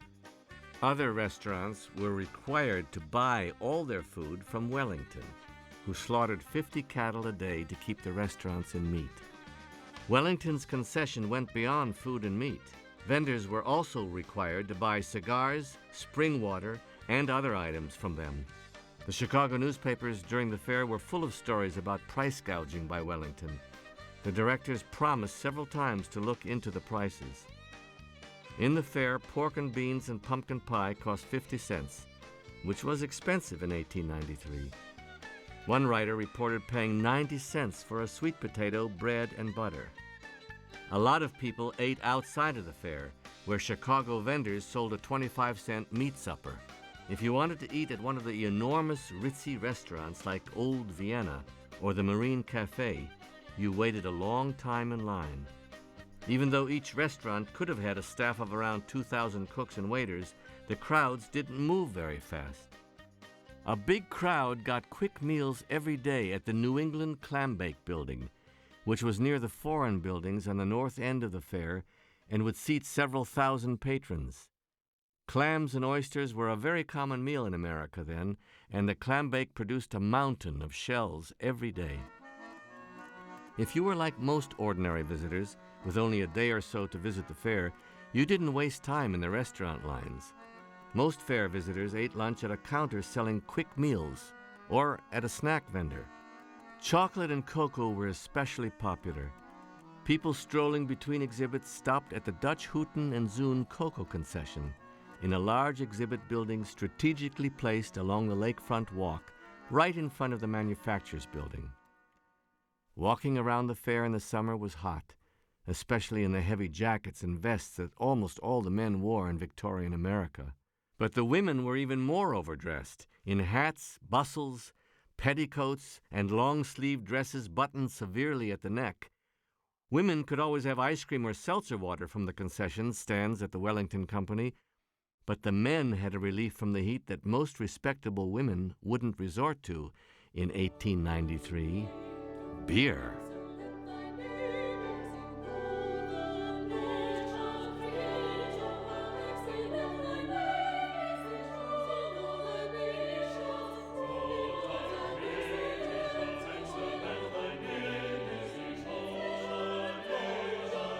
There was quite a variety of beer at the Columbian Exposition, and because of Chicago's large German population, there was a brewing tradition. At a time when water quality could be bad, beer was the daily drink of a lot of working men. There were several beer gardens on the Midway Plaisance. You could get beer at the German garden and the Austrian village. At the Irish villages, you could get a sampler of stouts and ales that were not often brewed in America. You could get beer in the Algerian theater and the Alhambra, and beer and wine in the Turkish village. Near the beer gardens were the cigar vendors that were all over the fairground. Full of the cigar smoke and the clink of foaming schooners of beer, the beer gardens were a man's world. They were nearly always full. A lot of men, it seems, didn't see much of the fair, other than the beer gardens and the dancing women on the Midway. Tucked away in the horticultural building next to the wooded island was the most discreet and the classiest way to get a drink at the fair: wine. Because winemaking involved working with vines and fruit, it made sense that the horticultural building would have wine exhibits among the flowers and pear trees. It was probably the biggest selection of wine that had ever been available in America, with exhibits, tastings, and bottles for sale from every winemaking country in the world. California easily led the American winemakers. Others came from Missouri, Ohio, New Jersey, and New York. The French had the largest exhibit with 60 varieties of their best clarets and an even larger number of Burgundies. Germany had a large selection of Moselles and other Rhine wines and a display of an operating wine cellar. Italy sent its famous dry red wines. There was sweet wine from Spain and Portugal. New South Wales displayed the first exhibit of wine from the growing Australian vineyards.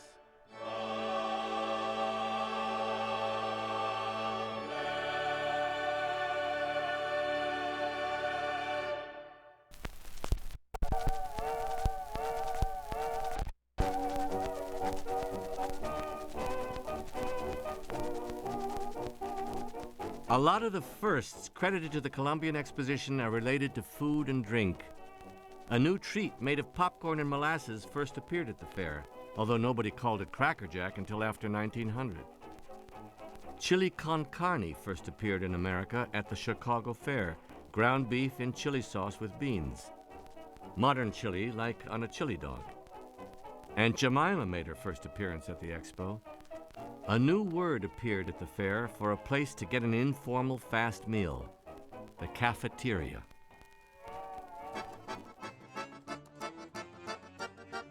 Along with food, visitors found music everywhere that they went, with everything from enormous classical orchestras and choirs to exotic ensembles on the Midway.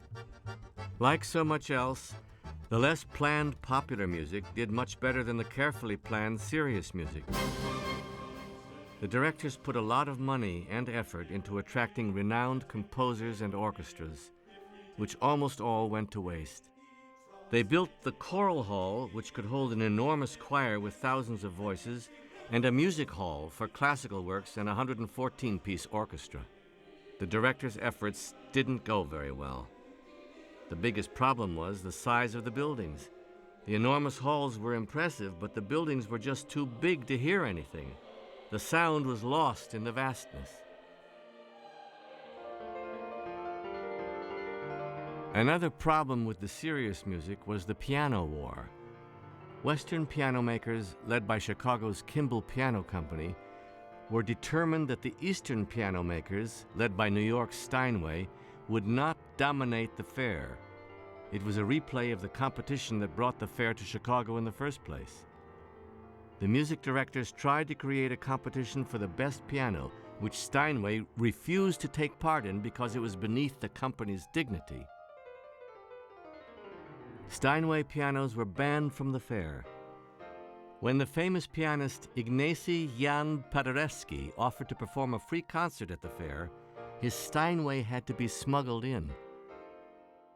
Fairgoers were simply not interested in hearing heavy symphonic music anyway. The evening concerts of serious music only drew a few hundred people. The big, empty music halls seemed even bigger and even emptier. The only orchestra that anyone really wanted to hear was the Javanese Orchestra, performing on the Midway. Among the wealthy and royalty of Europe and the United States, everyone who was anyone came to the fair. The American press fawned over their every move. Some of the most popular were the Duke and Duchess of Veragua from Spain. The descendant of Columbus seemed to be everywhere at the fair, at center stage, clearly enjoying himself.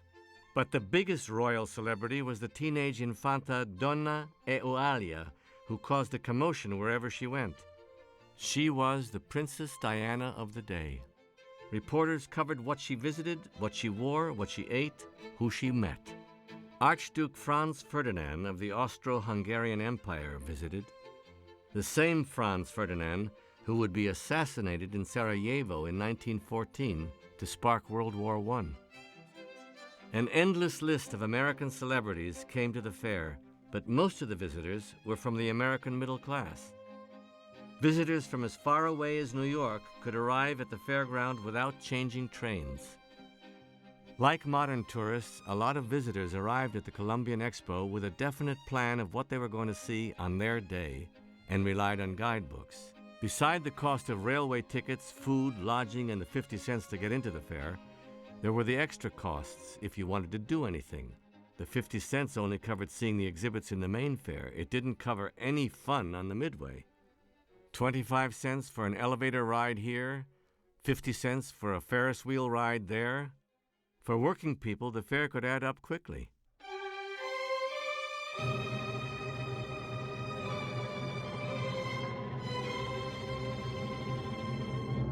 The fair had one great free convenience for all visitors: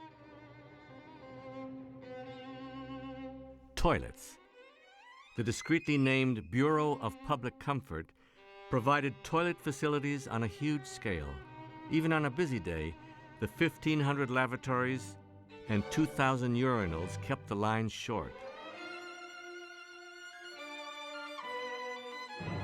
There were even more fees. Visitors weren't allowed to take photos for free. $2, which was as much as the most expensive attraction at the fair, bought a photo permit for one day only.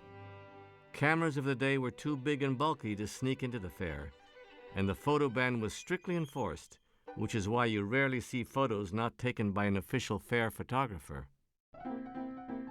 The Columbian Guard, the official police force for the fair, spent much of their time watching for errant photographers.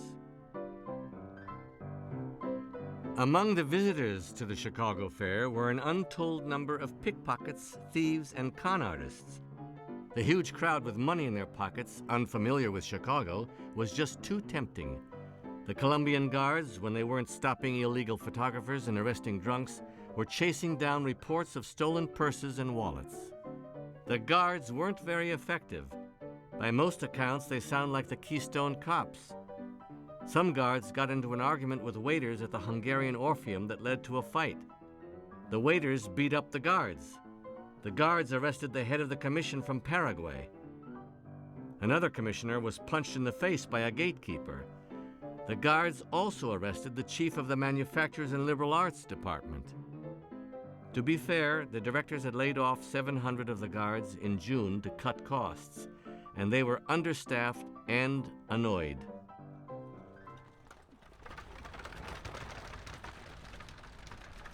The fair was set to officially close on Monday. The closing ceremonies were to be as grand as the opening. Instead, they became a show of optimism in the face of terrible events. On Saturday night, October 28th, Mayor Carter Harrison was at home. He could bask in the triumph of the fair. Harrison hadn't organized the fair, but his lively money-making spirit, even if a bit corrupt, was behind every part of it. Carter Harrison had made the expo a great success for Chicago. Even if the fair hadn't made much money, the people of Chicago had, and the people of Chicago voted for Carter Harrison. And all around the globe, the name of Chicago was on everyone's lips. Outside of Harrison's house, a young man named Patrick Eugene Prendergast was pacing the walk. Prendergast had been a great admirer of the mayor and worked in his home ward for Harrison's election. Prendergast felt he was owed something for his loyalty. Harrison had doled out hundreds of patronage jobs and contracts around the fair. Where was Prendergast's reward? He had watched the progress of the fair all summer. He had sent the mayor letters that he never answered. Surely he was not going to be left out. As the fair came to an end, Prendergast realized that there would be nothing for him. As he paced to work up his courage to face Harrison, he fingered the small revolver in his pocket. Maybe he was coming only to intimidate Harrison. Maybe Harrison would give him that plum job. Prendergast knocked on the door. The mayor was available to the people. It was not unusual for him to greet a constituent at the door. Harrison opened his own door and let Prendergast into his foyer. Prendergast forgot whatever speech he may have rehearsed. With a mad shout, he pulled out the revolver and shot Harrison 3 times. Harrison bled to death within a few minutes. Prendergast didn't try to get away from the police. The public concluded that he was insane. The celebration of the end of the fair became a funeral dirge.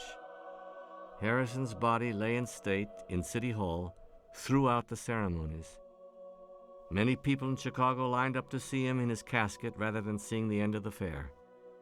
His funeral was held on November 1st, the day after the closing. Charles Dudley Warner, covering the last day of the fair for Harper's Weekly, wrote, "There is always a touch of tragedy in the career of Chicago. It is the pathetic penalty of great achievement."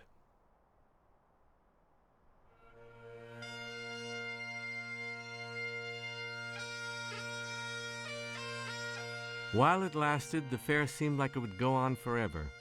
Nothing so big, so proud, so full of life could just end in one day. But on October 31st, it did end. After midnight, the exterior lights shut off one by one, and the White City began to pass into history. The lights remained on inside the buildings, where the untold number of exhibits from every corner of the world were being packed into crates.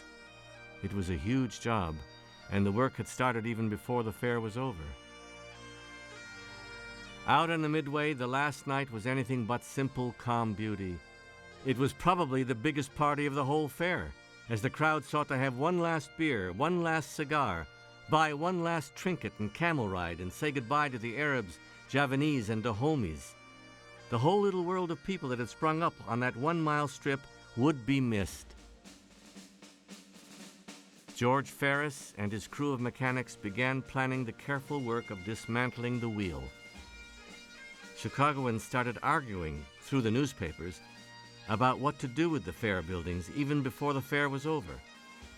Some even wanted to let them stand. But everyone who understood the construction of the buildings knew that they couldn't stand. They wouldn't last. As the cold storage showed, all the wood framing under the staff was a fire hazard.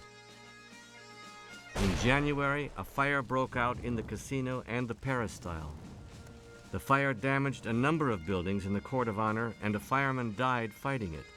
As the Chicago winter of 1894 settled on the White City, newspapers reported that there was snow falling through the great roof of the manufacturers building. A few of the buildings found new homes. Some of the state buildings were dismantled and relocated, and so was the German building. The Swedish building was taken apart piece by piece and shipped back to Sweden, just as it had come. The Japanese buildings on the wooded island stayed up. They were a permanent gift from Japan, permanent until they were burned down by an arsonist during World War II. But the great buildings at the center of the fair were too big to move and couldn't be spared. Chicago was too practical a town for nostalgia and picturesque ruins. When the fire started, the White City's fate was sealed. The great buildings were torn down even faster than they had been built. Even in its ruins, one writer said, the expo will be grand. Among the Columbian Expo buildings, only the Palace of Fine Art survives. The only one of the main buildings that was ever intended to be permanent. The palace was refaced, strengthened, and rebuilt in the 1930s and is now the Chicago Museum of Science and Industry. It still looks out over the north end of the lagoon in Jackson Park. The rail lines and the great terminal are gone, but the landscape of Jackson Park still looks much like Frederick Law Olmsted's vision of Venice on the shore of Lake Michigan. The wooded island is still at the center of the lagoon in the middle of the park. A highway runs along the shore, roughly on the route of the intramural railway.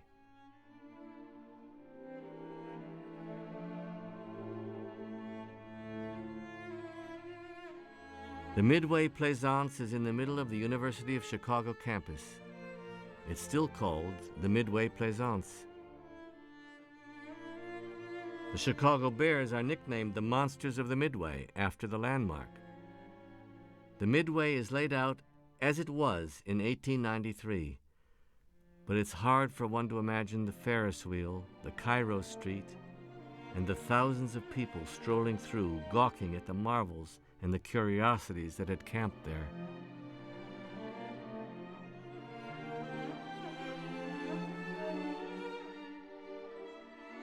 There's not much evidence of the most memorable event that ever took place here.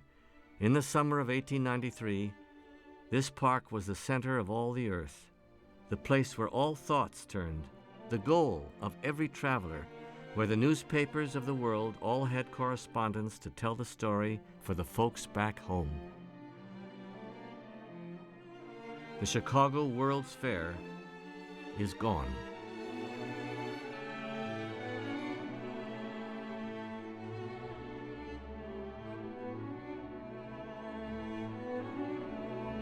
Nothing like the Expo's glorious, immense, confident, and hopeful spectacle will ever be seen again. Or will it?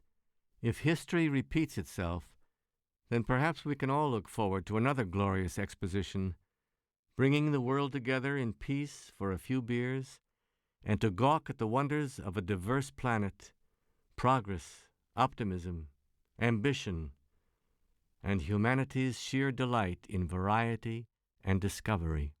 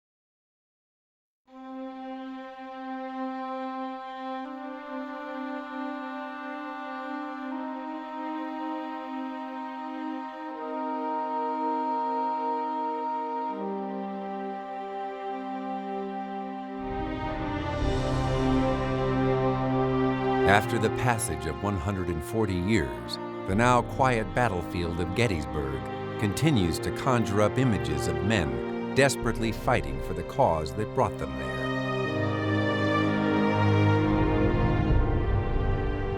10,000 Northerners and Southerners gave up their lives at Gettysburg, each an immeasurable loss, both to comrades and to their loved ones at home.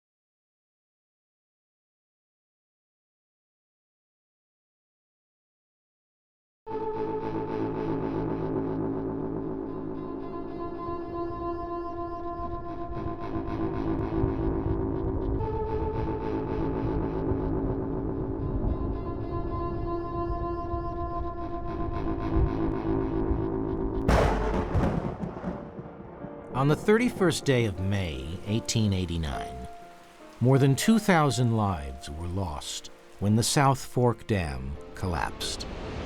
An entire lake, 20 million tons of water, crashed down the Conemaugh Valley through a half-dozen towns on its way to Johnstown, Pennsylvania. It wiped out nearly everything in between. But by many accounts, Johnstown suffered the most gruesome and disturbing fate of all.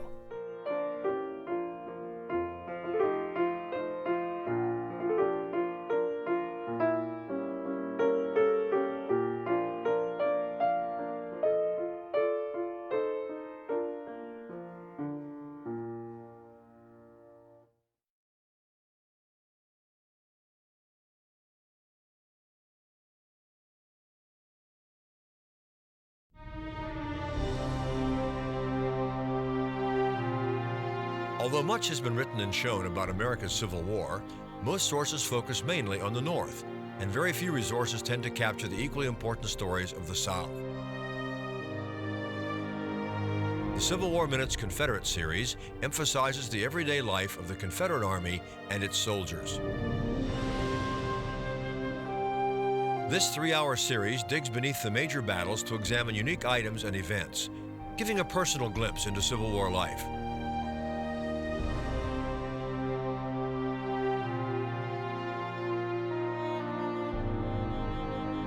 Civil War Minutes Confederate features a diverse collection of artifacts and soldiers' accounts, including a Confederate after-action report from Gettysburg, a sunken blockade runner, rare photographs of Morgan's Raiders, Confederate battle flags,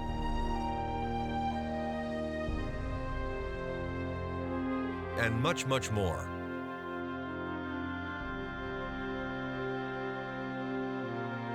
Get a copy of Civil War Minutes Confederate for an in-depth portrayal of Civil War life.